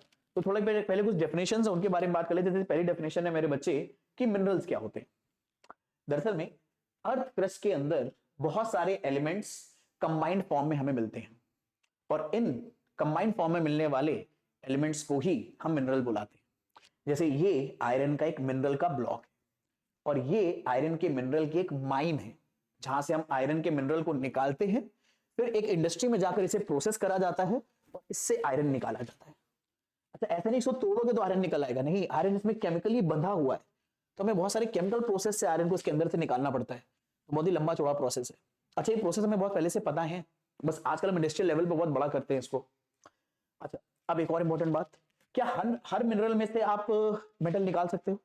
तो आंसर है नहीं। दरअसल में कुछ ही ऐसी जगह के मिनरल होते हैं जिनमें किसी एक पर्टिकुलर टाइप का मेटल का परसेंटेज बहुत हाई होता है, और उसमें से मेटल को निकालना हमारे लिए इकोनॉमिकली फिजिबल होता है। तो ऐसे मिनरल जिनसे हमारे लिए मेटल को निकालना इकोनॉमिकली फिजिबल है, उन्हें बुलाया जाता है ओर्स। तो याद रखना, मिनरल क्या है? अर्थ क्रस्ट में अगर हमें कोई भी एलिमेंट्स कंपाउंड फॉर्म में मिल रहा है तो हम उसे मिनरल बुला सकते हैं। बट क्या हर मिनरल ओर होता है? आंसर है नहीं। सिर्फ वही मिनरल ओर माने जाएंगे जिनमें दरअसल में मेटल का परसेंटेज इतना ज्यादा है कि उससे मेटल को निकालना हमारे लिए इकोनॉमिकली वाइबल होगा। अब जैसे मान लो ये जो आयरन का मिनरल का एक ब्लॉक है, अब इससे मान लो 1 केजी आयरन निकलता है। अब 1 केजी आयरन मार्केट में आजकल बिक रहा होगा कुछ तो 120-130 रुपए का, if I am not wrong. पर अगर मान लो इससे 1 केजी आयरन निकालने में आपके 200 रुपए ही लग जा रहे हैं, तो आपके लिए आयरन निकालना फिजिबल थोड़ी है मिनरल से। तो हर मिनरल से मेटल नहीं निकाल सकते आप। जैसे अगर आप लोगों ने न्यूज सुनी हो, कुछ टाइम पहले आई थी कि बिहार में किसी जगह पर हमें गोल्ड की ना माइन मिली थी। तो क्या इसका मतलब है इंडिया बहुत रिच हो गया, वहां से हमने सारा गोल्ड निकाल लिया है? नहीं, वहां से गोल्ड निकालने में शायद, मुझे ऐसा अभी तो पूरा मैंने डिटेल में पढ़ा नहीं है, या उसके बाद से बहुत सारी न्यूज उसके बारे में आई भी नहीं है, कि लेकिन मुझे ऐसा लगा कि वहां से इकोनॉमिकली उतना वाइबल नहीं है गोल्ड निकालना। गोल्ड निकालने के लिए आपको उससे कहीं ज्यादा रुपए हो सकता है स्पेंड करने पड़ जाए, जितना वहां पर गोल्ड का रिजर्व भी ना हो। तो हर मिनरल में से आप मेटल नहीं निकालते हो। ठीक है, आप दरअसल में उन्हीं मिनरल में से मेटल निकालते हो जिनसे मेटल निकालना बहुत वाइबल होता है, बहुत इकोनॉमिकल होता है, और ऐसे मिनरल्स को हम बुलाते हैं ओर। ये वाली बात याद रखना। और किसी भी ओर से मेटल को निकालने का जो प्रोसेस होता है उसे बुलाते हैं मेटलर्जी। तो अब ये छोटी छोटी इन्फॉर्मेशन आपको दे रखी है। कुछ ऐसे मेटल्स होते हैं जो आपके पास में फ्री फॉर्म में ही मिल जाते हैं, ठीक है, और कुछ ऐसे होते हैं जो कंपाउंड फॉर्म में मिलते हैं। कंपाउंड फॉर्म में वो मिलेंगे जो बहुत ज्यादा रिएक्टिव हैं, फ्री फॉर्म में वो मिलते हैं जो बहुत कम रिएक्टिव हैं, जो एक्टिविटी सीरीज में बहुत नीचे आते हैं। जैसे एग्जांपल के तौर पे यहां पर ये बात मेंशन भी है, metals at the bottom of activity series are least reactive and they are often found in free state. Example के तौर पे गोल्ड और सिल्वर। अगर आपने गोल्ड रश देखा होगा तो ऐसे ही बहुत सारे रिवर बेड्स के किनारे कई बार गोल्ड हमें डिपॉजिट फॉर्म में मिल जाता है मिट्टी के अंदर ही, तो वहां से उसे बड़े आराम से छान छून के और थोड़ा सा मेहनत लगती है, थोड़ा सा मेहनत करके निकाल लेते हैं। बट बहुत सारे ऐसे भी एलिमेंट होते हैं जो नेचर में फ्री फॉर्म में नहीं मिलते। आयरन नहीं मिलता, जिंक नहीं मिलता, कैल्शियम, मैग्नीशियम, सोडियम, ये सब नहीं मिलते, तो इन्हें बहुत मेहनत से ही निकालना पड़ता है। और इन्हें मेहनत से निकालने का जो प्रोसेस होता है उसी को हम बुलाते हैं मेटलर्जी। अच्छा, थोड़ी सी यहाँ पर कुछ और इन्फॉर्मेशन आपको गिवन है, उसको इन्फॉर्मेशन को एज अ कॉन्सेप्ट ही आप पकड़ के चलो कि जो कॉपर और सिल्वर होते हैं ये नेचर में कई बार हमें कंबाइंड स्टेट में भी मिलते हैं। हालांकि कॉपर और सिल्वर फ्री स्टेट में भी मिलने की प्रोबेबिलिटी है क्योंकि इसकी एक्टिविटी बहुत कम है, बट कई जगह पर क्योंकि इतने कई साल हो चुके हैं अर्थ को, उस पर बहुत सारे वॉल्केनिक इरप्शन हुए हैं, बहुत सारी उसके ऊपर स्ट्रेस आया है, तो बहुत सारा कॉपर रिएक्ट भी कर चुका था और वो इसलिए सल्फाइड या फिर ऑक्साइड के ओर में हमें मिलता है। पर ओर है इसका मतलब कॉपर और सिल्वर को इस ऑक्साइड और इस सल्फाइड में से निकाला जा सकता है। बाकी ऐसे मेटल जो एक्टिविटी सीरीज में बहुत ऊपर होते हैं जैसे कि sodium, potassium, calcium, magnesium, aluminium, अब ये इतने ज्यादा रिएक्टिव होते हैं कि नेचर में कभी भी फ्री स्टेट में मिलते ही नहीं, ये हमेशा कंबाइंड फॉर्म में मिलेंगे।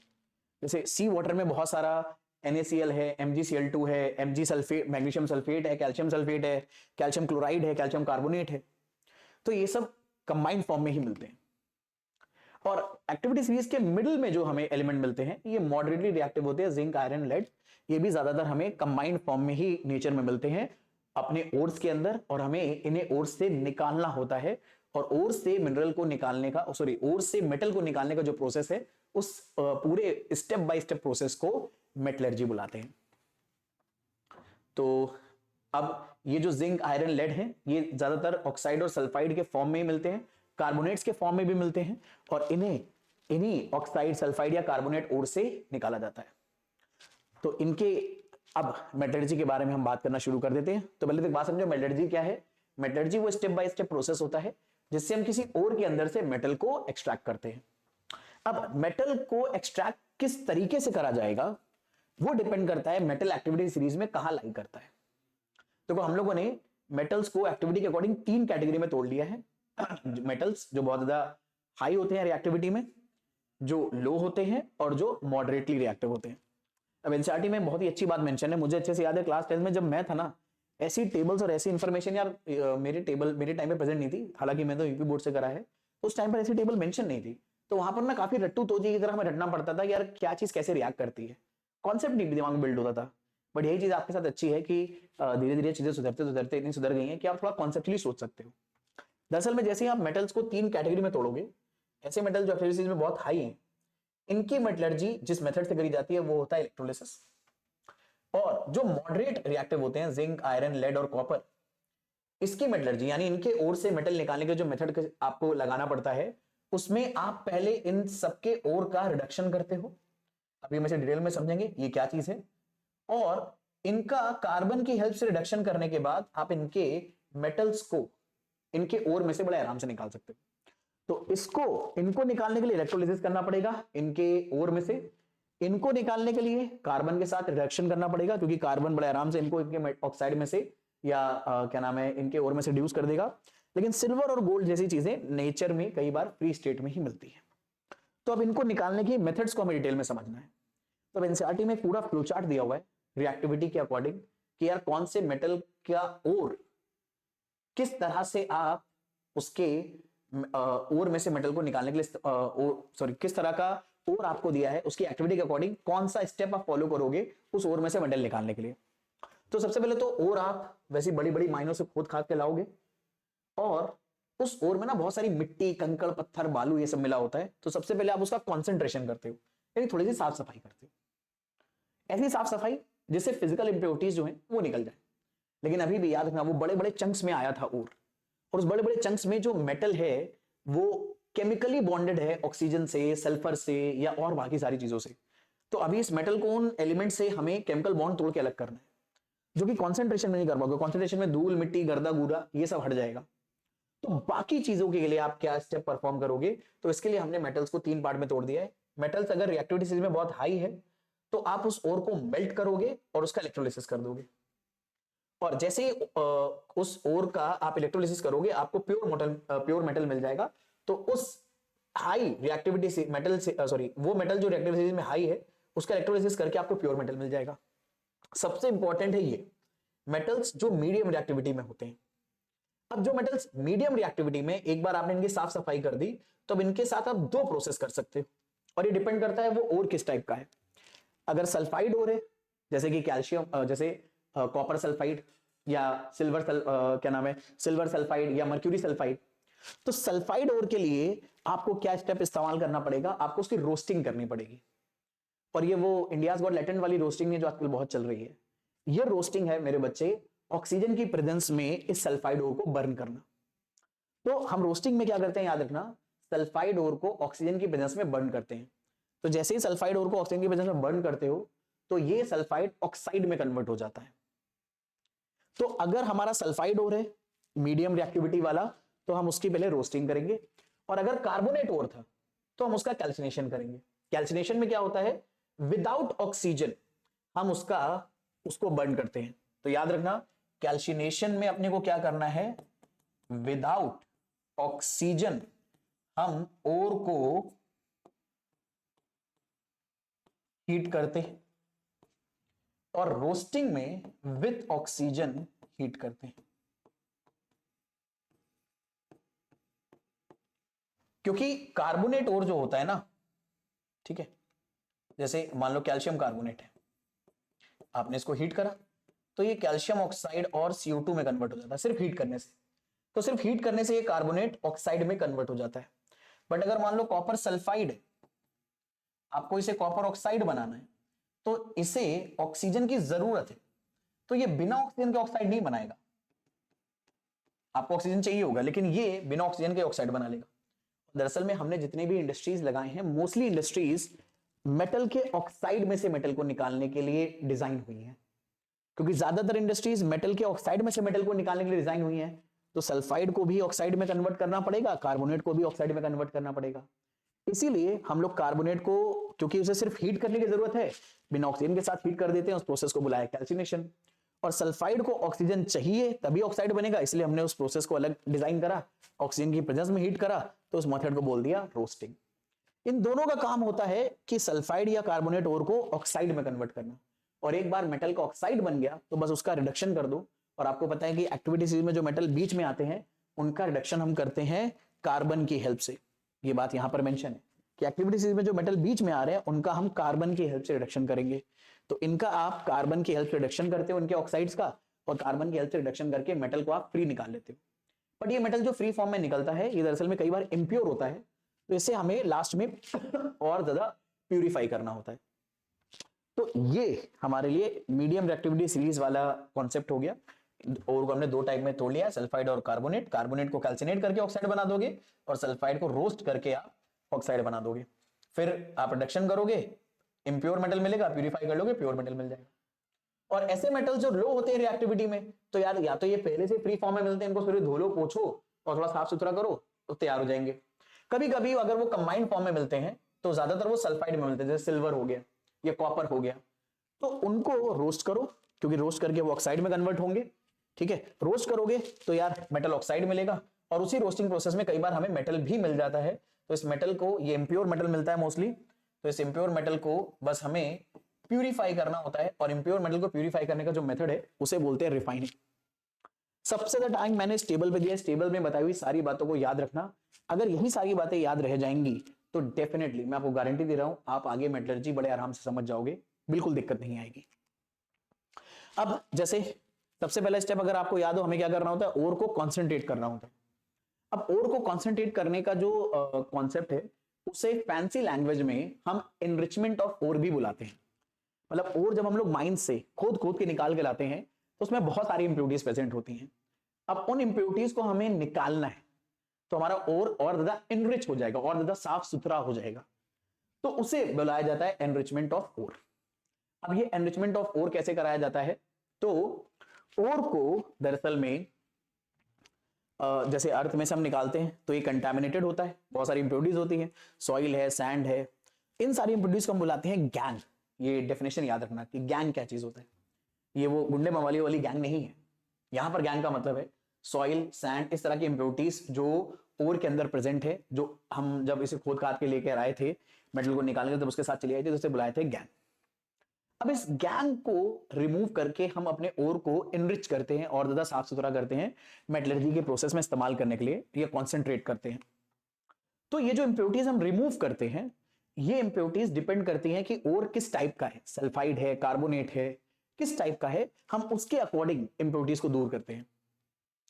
तो एक बहुत ही common example concentration of ore का हमें एनसीईआरटी में दिया है, हम उसी के बारे में बस बात करेंगे। और वो एग्जांपल दिया है कि अगर हमें सल्फाइड्स ओर दे रखे हैं, तो सल्फाइड ओर्स का एनरिचमेंट अगर हमें करना है या उसका कॉन्सेंट्रेशन करना है, तो एक मेथड से करा जाता है जिसे बुलाया जाता है फ्रॉथ फ्लोटेशन मेथड। तो सबसे पहले तो ये बात याद रखना, फ्रॉथ फ्लोटेशन मेथड सिर्फ सल्फाइड ओर में काम करता है। और इसे कंडक्ट कैसे करते हो, तो बड़ा सिंपल से होता है, एक बहुत बड़ा सा कंटेनर लेते हैं, उस कंटेनर में हम वाटर के अंदर पाइन ऑयल डाल के रख देते हैं, और जो भी हमारा सल्फाइड ओर होता है उसे इसके साथ डाल देते हैं, क्रश करके, ग्राइंड करके, मतलब उसको बहुत छोटे छोटे पार्टिकल्स के फॉर्म में बनाकर इस वाटर और पाइन ऑयल के मिक्सचर के साथ डाल दिया जाता है।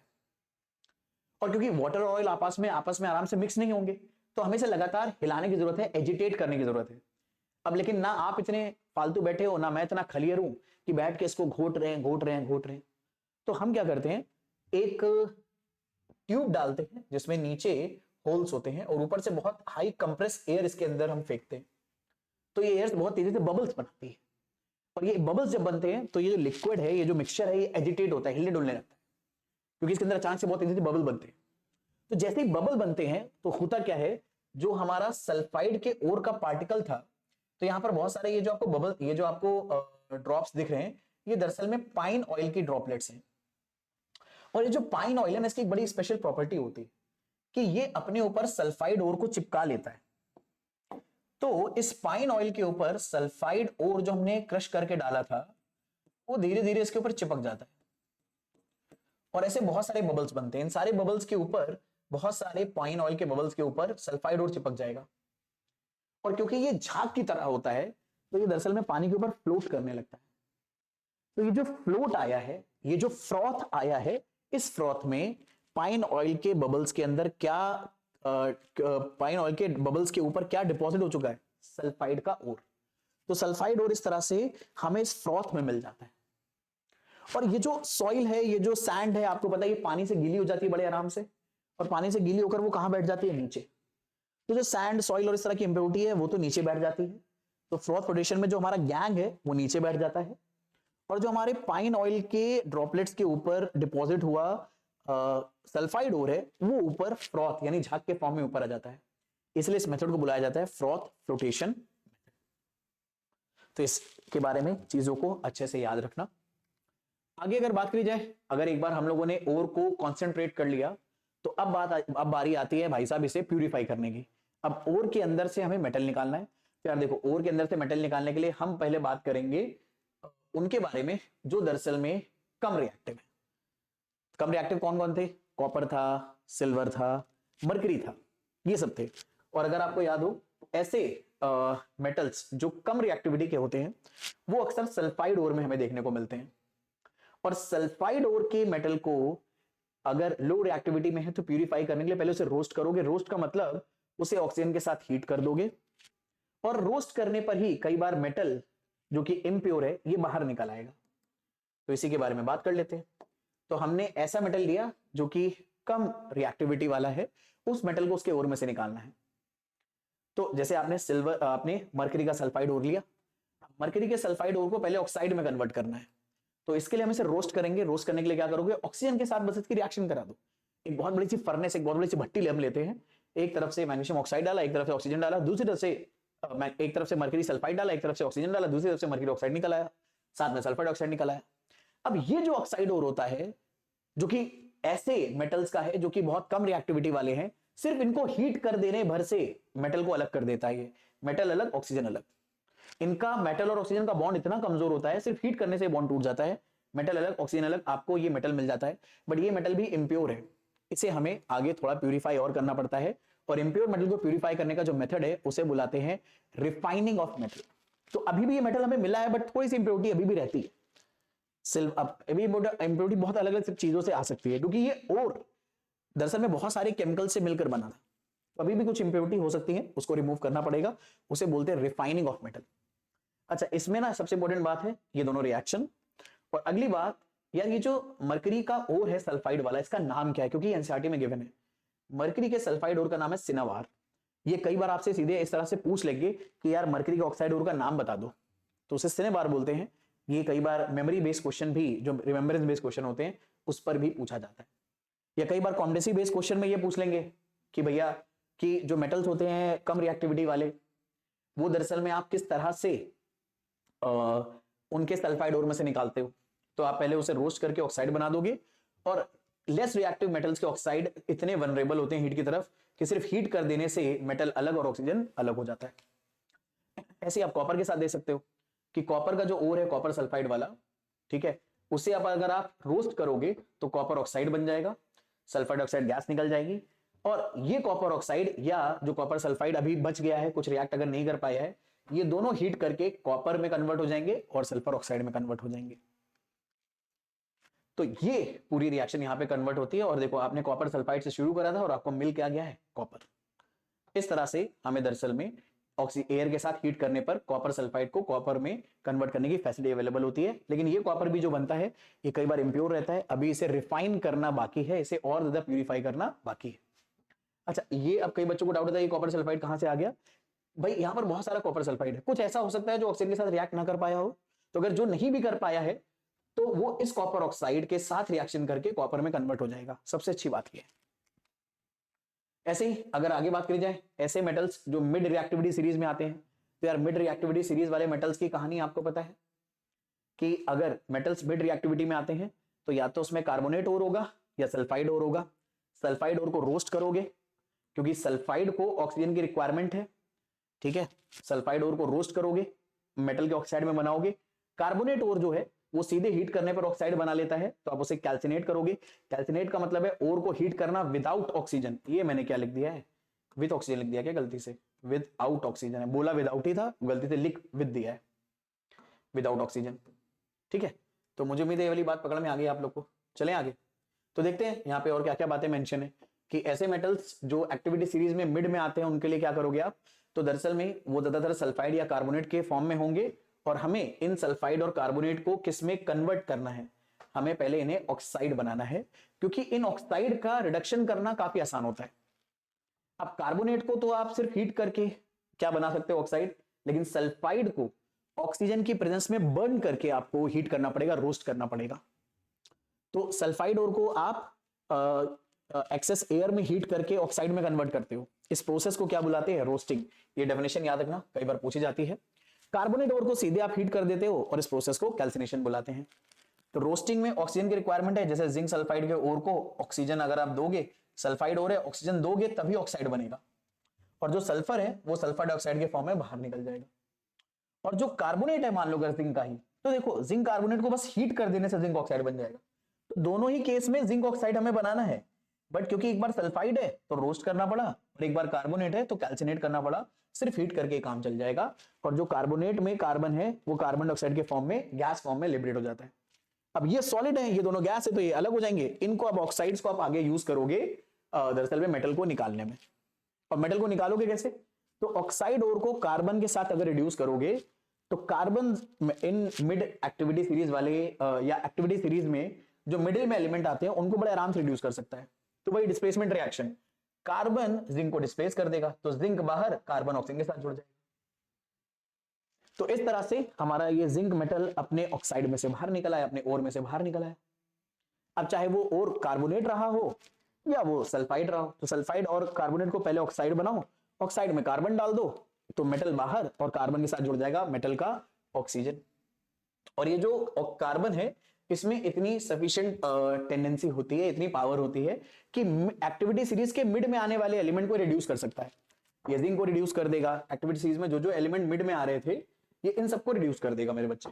कौन कौन से थे अगर हम देख लें फटाफट, ये जिंक हो गया, आयरन हो गया, लेड हो गया, कॉपर हो गया। बल्कि जिंक, आयरन, लेड को आराम से कार्बन रिड्यूस कर लेता है।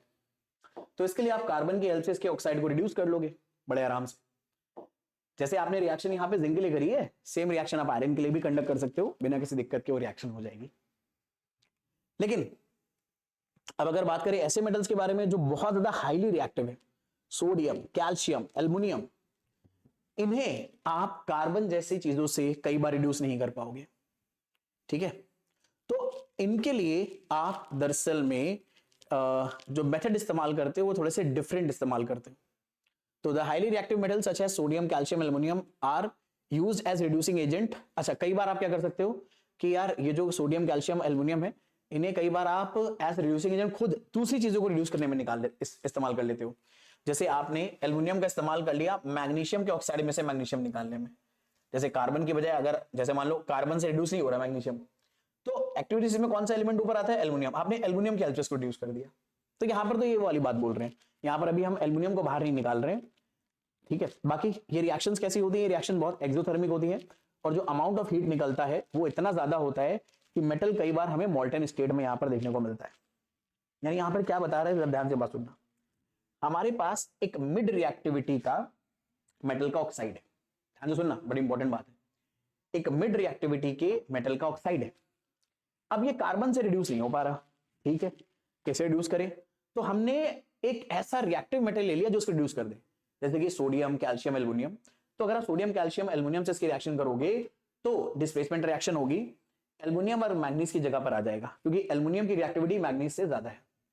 तो मैग्नीज मेटल के फॉर्म में बाहर आ जाएगा और एल्युमिनियम ऑक्साइड बना लेगा। पर इस प्रोसेस में जो हीट निकलती है ये इतनी इनॉर्मस हीट होती है कि वो इस मेटल को ना लिक्विड बना देती है। और ये हमारे लिए बहुत काम की रिएक्शन है, क्योंकि इस रिएक्शन को हम इस्तेमाल करते हैं वेल्डिंग के प्रोसेस में। वेल्डिंग क्या होता है? दो मेटल के पीस को जोड़ने वाला मेथड। अब दो मेटल के पीस को आप फेविकोल से या फेविक्विक से नहीं जोड़ सकते, क्योंकि मेटल के बीच में इसकी बॉन्डिंग इतनी स्ट्रांग ही नहीं होगी। मेटल को जोड़ने में सबसे अच्छी हेल्प करता है लिक्विड मेटल, अगर वो खुद सॉलिडिफाई हो जाए थोड़ी देर में। और लिक्विड मेटल कैसे बना सकते हो? इस मेथड से। और यही रिएक्शन दरअसल में बहुत काम की रिएक्शन, इसे बुलाते हैं थर्माइट रिएक्शन। यहां पर भी देखो वही हो रहा है, हमारे पास एक मिड एक्टिविटी का मेटल का ऑक्साइड है। अब मिड एक्टिविटी वाले मेटल का ऑक्साइड अगर कार्बन से रिएक्शन नहीं कर पा रहा तो हमने इसमें एक बहुत ज्यादा हाईली रिएक्टिव मेटल डाल दिया, एल्युमिनियम। अब जैसे ही आपने इसमें एल्युमिनियम डाला और आपने इसको जरा सी हीट दी, रिएक्शन करने के लिए एसिडिटी दी, तो एल्युमिनियम डिस्प्लेसमेंट रिएक्शन करेगा, आयरन को बाहर निकाल देगा और खुद ऑक्सीजन के साथ जुड़ जाएगा। पर इस प्रोसेस में इतनी हीट निकलेगी कि आयरन लिक्विड फॉर्म में बनेगा। तो जैसे मान लो आपके पास दो मेटल के ब्लॉक हैं जो ऐसे अलग अलग हैं और आपको इन्हें जोड़ना है। तो आपने क्या करा? आपने मेरे बच्चे वेल्डिंग की जो रॉड्स आती हैं उनमें एल्युमिनियम और आयरन ऑक्साइड पहले से प्रेजेंट होता है। बस जैसे ही आप उसे हीट इलेक्ट्रिसिटी देकर इनके साथ टच कराते हो तो इलेक्ट्रिसिटी से निकलने वाली हीट उनकी रिएक्शन कराती है और ये रिएक्शन होने लगती है।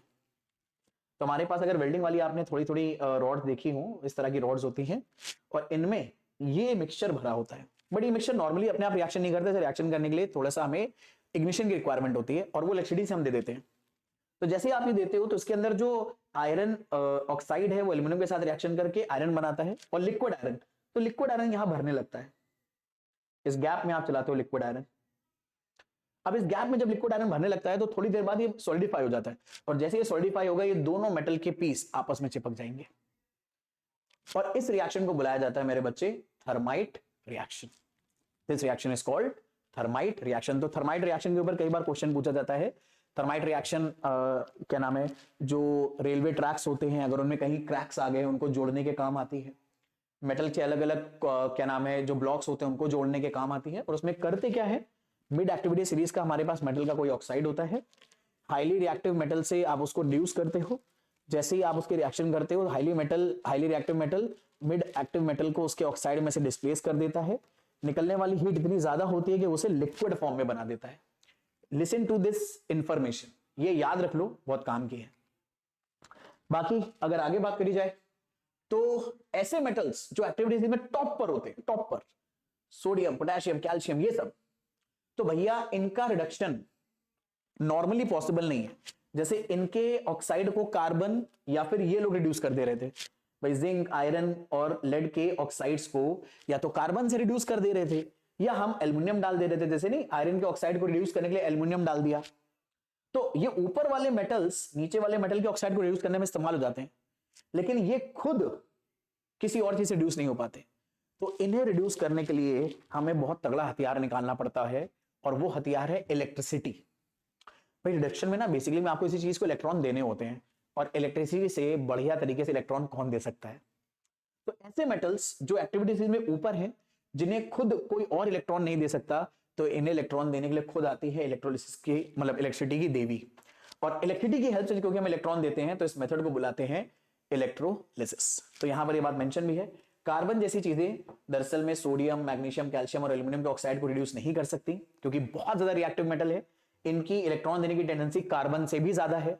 तो अगर ये कार्बन से भी ज्यादा रिच है इलेक्ट्रॉन देने के मामले में, तो कार्बन इन्हें इलेक्ट्रॉन कैसे दे पाएगा? तुम बिल गेट्स को या एलॉन मस्क को या जेफ बेजोस को पैसे उधार दे पाओगे? तुम अंबानी जी को पैसे उधार दे पाओगे? वो तुम्हें दे सकते हैं अगर तुम्हें रिक्वायरमेंट है। ऐसे ही कार्बन क्योंकि इलेक्ट्रॉन देने के मामले में कम रिच है सोडियम, मैग्नीशियम, कैल्शियम, एल्युमिनियम से, तो ये उनके ऑक्साइड को इलेक्ट्रॉन नहीं दे पाएगा, इसे रिड्यूस भी नहीं कर पाएगा। कौन दे पाएगा? बड़े आराम से इलेक्ट्रिसिटी ये काम कर पाएगी। तो इलेक्ट्रिसिटी से हम दिलवाएंगे। तो इलेक्ट्रिसिटी से इनको इलेक्ट्रॉन दिलाने का जो मेथड है उसे बुलाते हैं इलेक्ट्रोलिसिस। कैसे करा जाता है इलेक्ट्रोलिसिस? तो भाई इस तरह का हम एक बड़ा सा डब्बा लेंगे, मतलब एक बड़ा सा कंटेनर लेंगे। उस कंटेनर में आप इनमें से किसी मेटल का ओर ले लोगे, यानी नेचर में मिलने वाला जो उसका कंपाउंड है वो ले लोगे। जैसे Na का नेचर में बड़े सिंपल तरीके से कौन सा कंपाउंड मिल जाता है? NaCl। किस स्टेट में लेना है? मॉल्टन स्टेट में, यानी उसे मेल्ट कर लेना।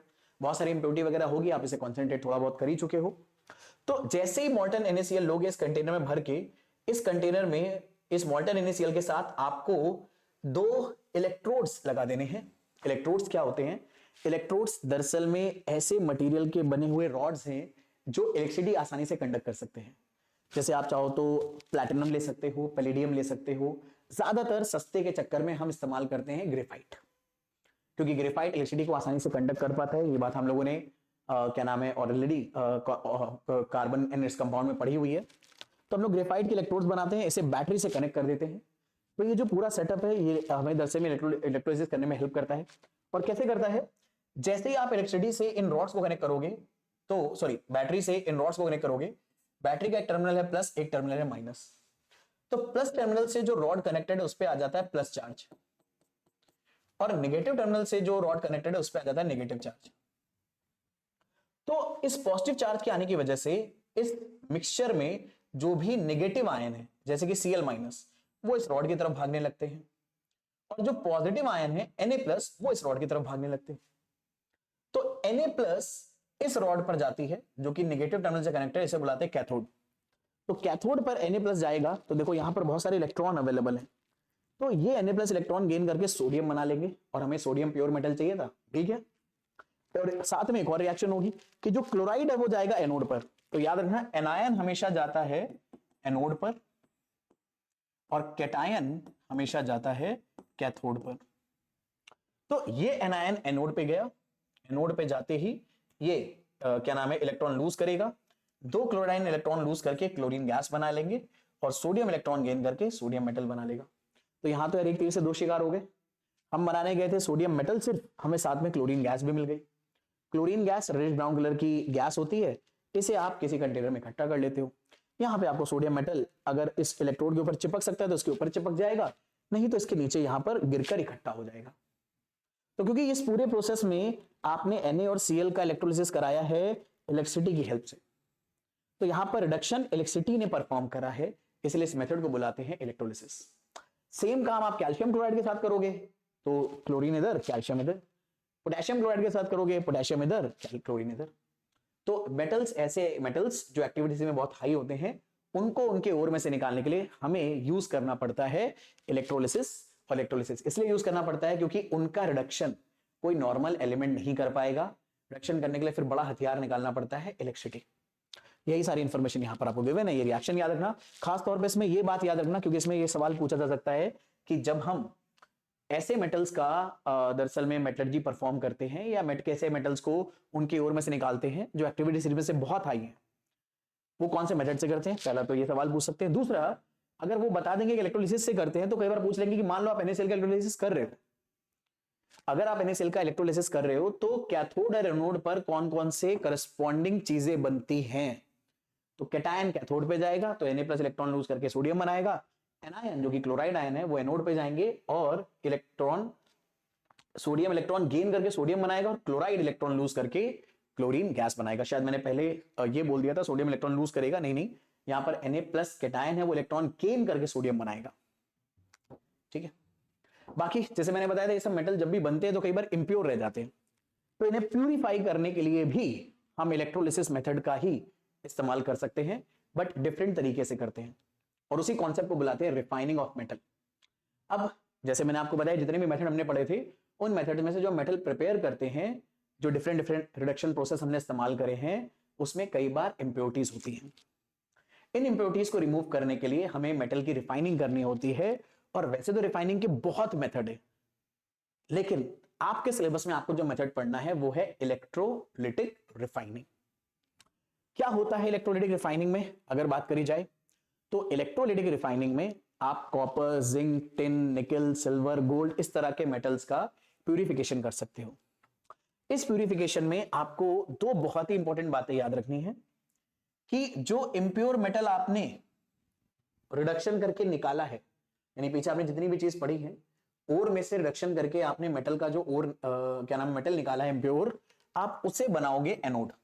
यानी आप बैटरी के पॉजिटिव टर्मिनल से इंप्योर क्या नाम है जो मेटल की रॉड है उसे कनेक्ट कर दोगे और एक प्योर मेटल की रॉड को कैथोड बनाओगे। कैथोड का मतलब एक प्योर, जैसे आपको कॉपर का क्या नाम है इंप्योर मेटल मिला, तो कॉपर के इंप्योर मेटल का आपने एनोड बनाया। एनोड कैसे बनेगा, अगर आपने कॉपर का इंप्योर रॉड को बैटरी के प्लस से कनेक्ट कर दिया तो वो एनोड बन गया, और एक छोटा सा प्योर कॉपर का रॉड ले आओ उसे आप बैटरी के नेगेटिव से कनेक्ट कर दो तो कैथोड बन जाएगा, और इन दोनों रॉड्स को डिप कर दो कॉपर सल्फेट के सॉल्यूशन में।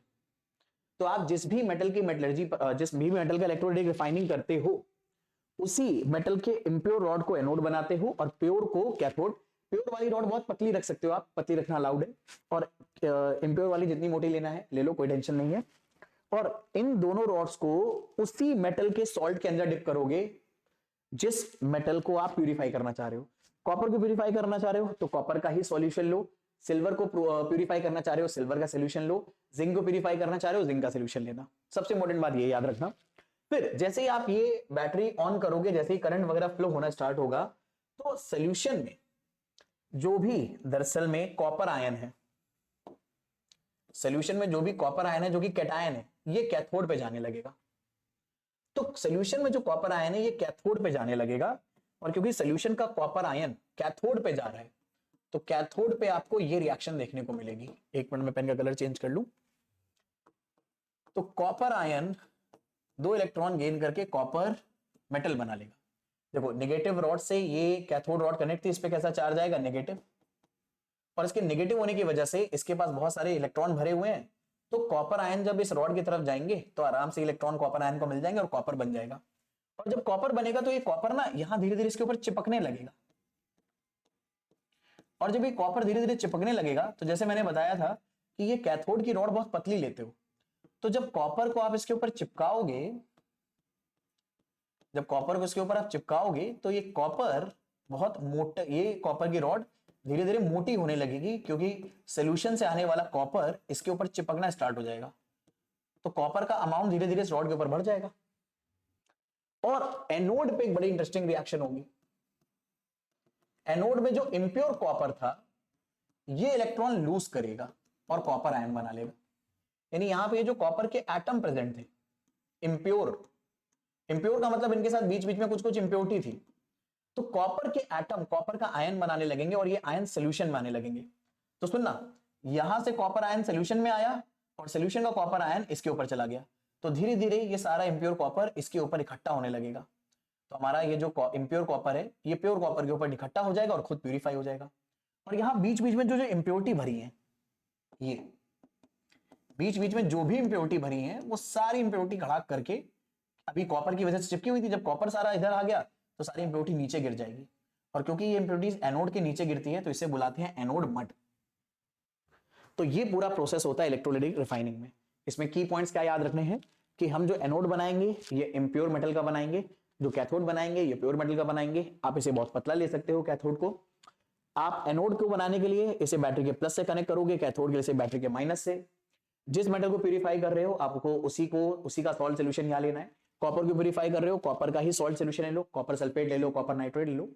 और जैसे ही आप इलेक्ट्रोलिसिस परफॉर्म करोगे तो होगा क्या, जो हमारा इम्प्योर कॉपर की रॉड है उससे कॉपर निकल निकल के कैथोड के ऊपर डिपॉजिट होने लगेगा और जितनी गंदगी थी वो एनोड के नीचे इकट्ठा हो जाएगी। और क्योंकि ये एनोड के नीचे इकट्ठा हुई है इसे एनोड मड बुला रहे हैं। अच्छा, बोलते इसे एनोड मड है, लेकिन कई बार इसमें सिल्वर, गोल्ड और इस तरह के बहुत सारे प्रीशियस मेटल्स के डिपॉजिट्स होते हैं, बोल भले चाहे मड रहे। ठीक है, तो इस तरह से हम इलेक्ट्रोलाइटिक रिफाइनिंग करते हैं। और ये याद रखना, एनोड मड क्या होता है, the insoluble impurities which are settled down at the bottom of the anode are called anode mud. तो इस तरह से इम्प्योर मेटल को हम इलेक्ट्रोलिसिस करके प्यूरिफाई भी कर सकते हैं। फिर अब छोटा सा इसमें कॉन्सेप्ट आता है, भाई मेटल है तो मेटल का कोरोजन भी होता है। तो सबसे पहले समझ लेते हैं मेटल के कोरोजन का मतलब क्या है। तो बेसिकली में मेटल्स को अगर आप एटमॉस्फेयर में बहुत टाइम के लिए खुला छोड़ देते हो तो वो एटमॉस्फेयर में प्रेजेंट अलग अलग गैसेस होती हैं, कार्बन डाइऑक्साइड, मॉइस्चर, ऑक्सीजन, उनके साथ रिएक्शन करके डिफरेंट डिफरेंट कंपाउंड्स में कन्वर्ट हो जाते हैं जो मेटल की क्वालिटी को खराब कर देते हैं। इसी प्रोसेस को बुलाते हैं कोरोजन। अब एग्जाम्पल में आपको बताया गया है, जैसे सिल्वर के आर्टिकल्स जो होते हैं, जैसे सिल्वर की कटलरीज हैं, अगर आप इसे बहुत टाइम तक यूज करते रहो तो धीरे धीरे इसके ऊपर ब्लैक कलर डिपॉजिट होने लग जाता है। तो अगर इसकी सही से केयर टेयर ना करी जाए तो ये ब्लैक कलर डिपॉजिट होने लग जाएगा। और ये ब्लैक कलर डिपॉजिट होने का रीजन ये है कि एयर में जो सल्फर के कंपाउंड्स प्रेजेंट हैं वो दरअसल में मेटल के साथ रिएक्शन करके सिल्वर सल्फाइड बना लेते हैं और ये सिल्वर सल्फाइड मेरे भाई होता है ब्लैक कलर का। तो ये जो ब्लैक कलर डिपॉजिट है ये सिल्वर सल्फाइड है। कई बार ये आपसे पूछ लिया जाता है कि यार सिल्वर के आर्टिकल्स के ऊपर जो ब्लैक कलर का सब्सटेंस डिपॉजिट है ये क्या है, सिल्वर सल्फाइड। और ये बना कैसे, एयर में प्रेजेंट सल्फर ने सिल्वर के साथ रिएक्शन करके इसे सिल्वर सल्फाइड बना लिया। तो इसे बोला जाएगा सिल्वर का कोरोजन। किसी भी मेटल का एटमॉस्फेयर के साथ रिएक्ट करके खराब हो जाने का जो प्रोसेस है उसे बुलाते हैं कोरोजन। ऐसे ही कॉपर के साथ होता है। कॉपर एटमॉस्फेयर में प्रेजेंट कार्बन डाइऑक्साइड के साथ रिएक्शन करके और थोड़े से मॉइस्चर के साथ रिएक्शन करके अपनी शाइनी ब्राउनी सरफेस को डिस्ट्रॉय कर लेता है और ग्रीन कलर का कोट लगा लेता है। ऐसे भैया आपको पता है कॉपर इस तरह का शाइनी ब्राउनी सरफेस होता है। अगर बहुत टाइम के लिए आप इसे एटमॉस्फेयर में खुला छोड़ दोगे तो एटमॉस्फेयर के मॉइस्चर और कार्बन डाइऑक्साइड के साथ रिएक्शन करके ये इस तरह के ग्रीन कलर का डिपॉजिट बना लेगा अपने ऊपर। तो ये कॉपर का कोरोजन है। और ये जो कंपाउंड है ये बेसिकली में होता है कॉपर कार्बोनेट। तो ये ग्रीन कलर का जो कोट है याद रखना किसकी वजह से आया है, कॉपर के कार्बोनेट की वजह से। अब इसी में एक इंटरेस्टिंग बात आपको मैं बताता हूं, जो यूएसए में स्टैचू ऑफ लिबर्टी है, आपने अक्सर मूवीज या इधर उधर देखा होगा, तो वो ग्रीन कलर की बनी हुई है। दरअसल में फ्रांस ने जब ये स्टैचू ऑफ लिबर्टी यूएसए को गिफ्ट करी थी तो उन्होंने कॉपर की बना के दी थी, बहुत बड़ी सी शाइनी एकदम गोल्ड की तरह चमकती थी। पर क्योंकि वो एकदम सी के बीच में है तो इतने कई सौ सालों में, आज से लगभग 250-300 साल पहले वो दी गई थी, तो कई 100 सालों में सी में प्रेजेंट मॉइस्चर, सी के एटमॉस्फेयर में प्रेजेंट मॉइस्चर और कार्बन डाइऑक्साइड के साथ रिएक्शन कर करके उसने अपने ऊपर पूरी की पूरी एक ग्रीन कलर की लेयर डिपॉजिट कर ली है। और क्योंकि अब जब से फोटो कैमरास वगैरह आए हैं तब तक वो ग्रीन हो चुकी थी तो हमने उसको हमेशा ग्रीन ही देखा, तो हमें लगता है वो हमेशा ग्रीन ही बनी थी। नहीं, वो ग्रीन नहीं थी। आज भी अगर उसको साफ करा जाए तो वो पीछे से इस तरह का आपको रेडिश ब्राउन कलर का सिल्वर कॉपर ही मिलेगा। लेकिन क्योंकि उसकी इमेज ही ग्रीन कलर की पॉपुलर हो गई है तो यूएसए उसकी सफाई भी नहीं करता, बल्कि वो उतना ही उसको साफ करता है कि वो किस कलर का दिखे, इस तरह का आपको ग्रीन कलर का ही दिखाई दे। और अगर इंप्योरिटी आ रही है उसको डैमेज कर रही है तो उसको थोड़ा सा सही करने की कोशिश करते हैं। ये भी कॉपर का ही दरअसल में कोरोजन है। ऐसे ही आयरन का कोरोजन होता है कि यार आयरन को अगर एटमॉस्फेयर में बहुत देर के लिए खुला छोड़ दो तो मॉइस्चर और एयर के साथ रिएक्शन करके वो ऐसे रस्ट बना लेता है। और रस्ट इतना डैमेजिंग होता है कि आयरन खुद क्या हो जाता है, खराब हो जाता है। आयरन को कोई चीज, नॉर्मली आयरन के लिए एक कहावत है कि आयरन को खुद कोई डिस्ट्रॉय नहीं करता, बल्कि उसकी रस्ट उसको डिस्ट्रॉय करती है। ऐसे ही आप अपनी पढ़ाई बर्बाद नहीं करते हो, आपकी बुरी हैबिटें आपकी पढ़ाई बर्बाद करवाती हैं। तो ये आयरन में रस्टिंग लिखने का प्रोसेस भी दरअसल में आयरन का कोरोजन है। तो कोरोजन क्या है? एक मेटल का उसके एटमॉस्फेयर में प्रेजेंट चीजों के साथ रिएक्शन करके दरअसल में एक डिफरेंट टाइप के ऐसे कंपाउंड्स में कन्वर्ट हो जाना जो मेटल की स्ट्रेंथ को कमजोर कर देता है, उसे बुलाते हैं कोरोजन। तो ये आयरन के कोरोजन का एक एग्जांपल दिया है। आयरन के कोरोजन, अच्छा, इसमें एक एक्टिविटी जो एनसीईआरटी में दे रखी है, मैंने उठा ली है, बड़ी इंपॉर्टेंट है। इस एक्टिविटी में एक सवाल पूछा गया है कि आप ये प्रूव करके बताओ कि आयरन के कोरोजन के लिए क्या क्या चीजें रिक्वायर्ड है। कई बार हमें लगता है कि आयरन ना बस मॉइस्चर से रिएक्शन करके कोरोड होता है, नहीं। आयरन को कोरोड होने के लिए पानी तो चाहिए और ऑक्सीजन भी चाहिए। अगर पानी नहीं है या ऑक्सीजन नहीं है तो आयरन कभी कोरोड नहीं होगा। ये बड़ी इंपॉर्टेंट बात है, इसे याद रखना कि यार आयरन की रस्टिंग के लिए ऑक्सीजन और वाटर बोथ आर नेसेसरी। एक भी चीज अगर नहीं है तो रस्ट नहीं होगा। आज भी बहुत सारे जो शिप्स सी के अंदर मतलब डूब गए थे और सी की बहुत गहराइयों में चले गए हैं जहां पर ऑक्सीजन बहुत कम है, आज भी वहां पर बहुत सारी जगहों पर जंग नहीं लगा है, रस्ट नहीं लगा है। क्यों? क्योंकि वहां पे वाटर तो बहुत सारा है लेकिन ऑक्सीजन इतनी कम है कि ऑक्सीजन रस्ट ही नहीं कर पाएगा। ऑक्सीजन के रस्ट होने के लिए आयरन, वाटर और ऑक्सीजन सब चाहिए। और इस एक्टिविटी में यही दिखाया गया है कि यहाँ पे आपने वाटर और ऑक्सीजन दोनों दिया तो रस्ट लग गई। वाटर है, एयर है, आपने क्या करा, आयरन को पूरा पानी में डिप करा, थोड़ी सी ऑयल की लेयर लगा दी ताकि एयर अंदर ना जा पाए, तो यहाँ पे रस्ट नहीं आएगा। ठीक है। और यहाँ पर आपने एयर ली, अनहाइड्रस कैल्शियम क्लोराइड लिया, तो ये क्या करेगा, सारा मॉइस्चर हटा देगा। यहाँ पर भी रस्ट नहीं लगी क्योंकि मॉइस्चर नहीं है। सारा मॉइस्चर कौन ले गया? एनहाइड्रस कैल्शियम क्लोराइड, जो कि एक ड्राइंग एजेंट है। तो एयर है पर मॉइस्चर नहीं है तो भी रस्ट नहीं लगी। यहां पर मॉइस्चर है, वाटर है, बट एयर नहीं है तो भी रस्ट नहीं लगी। रस्ट के लगने के लिए दोनों चीजें चाहिए, एयर भी और वाटर भी। बाकी अगर कोरोजन को प्रिवेंट करना है तो क्या कर सकते हो आप? दरअसल में उसको पेंट कर सकते हो, या फिर एक बहुत ही अच्छा मेथड होता है कि ऐसा कोई भी मेटल जो कोरोड हो सकता है उसके ऊपर एक सुपीरियर मेटल की कोटिंग कर दो। जैसे एक और मेथड होता है, जैसे अभी हमने एनोडाइजेशन पढ़ा था, ऐसे ही होता है एक मेथड गैल्वेनाइजेशन। तो गैल्वेनाइजेशन मेथड में हम दरअसल में आयरन या स्टील के ऊपर कोटिंग करते हैं जिंक की। अब जिंक के ऊपर आसानी से रस्ट नहीं लगता है, तो जिंक की लेयर को आयरन या स्टील के ऊपर चढ़ाने का जो मेथड है उससे बुलाते हैं गैल्वेनाइजेशन। ये भी इलेक्ट्रोलिसिस की तरह करा जाता है। एक तरफ आप आयरन की रॉड लेते हो, एक तरफ जिंक की लेते हो, जिंक के सोल्यूशन में दोनों को डिप कर देते हो। बैटरी का माइनस आयरन के ऊपर, यानी आयरन की रॉड कैथोड होगी और जिंक की रॉड एनोड होगी। तो जिंक धीरे धीरे जाकर आयरन के ऊपर डिपॉजिट होगा, यहां से जिंक निकलेगा और यहां पर डिपॉजिट होने लगेगा। तो आयरन के ऊपर जब जिंक की लेयर आ जाएगी तो आयरन तो रस्ट हो सकता है बट जिंक आसानी से रस्ट नहीं होता है। तो इसी मेथड को बुलाया जाता है गैल्वेनाइजेशन। तो एनोडाइजेशन में एल्युमिनियम की कोटिंग करी जाती है और गैल्वेनाइजेशन में जिंक की कोटिंग करी जाती है। ये बड़ी इंपॉर्टेंट है। ठीक है। या फिर आप दरअसल में एलॉयज वगैरह भी बना सकते हो, वो भी एक कोरोजन को बचाने का तरीका होता है। ठीक है। तो किसी भी मेटल की प्रॉपर्टी को सुधारा जा सकता है या बेटर करा जा सकता है बाहरी सब्सटेंसेस मिलाकर। अब ये सब्सटेंसेस मेटल भी हो सकते हैं, नॉन मेटल भी हो सकते हैं, और ये बाहरी सब्सटेंस मिलाकर आप नई चीज बनाते हैं, उसे बोलते हैं एलॉय। तो एलॉय क्या है? एलॉय एक होमोजेनियस मिक्सचर होता है जिसमें आप दो या दो से ज्यादा मेटल, नॉन मेटल्स को मिलाकर उसकी प्रॉपर्टीज को और ज्यादा बेटर कर देते हो। एक से भले दो, दो से भले तीन। ठीक है।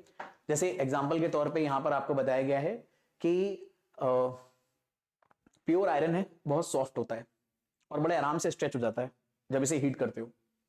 लेकिन अगर आप इसकी इस प्रॉपर्टी को चेंज करना चाहते हो तो अगर इसमें बस आप थोड़ा सा कार्बन डाल दो, कितना, 0.05%, तो ये इतना हार्ड हो जाता है कि ये अब आसानी से मुड़ता उड़ता नहीं या आसानी से स्ट्रेच नहीं होता हीट होने पर।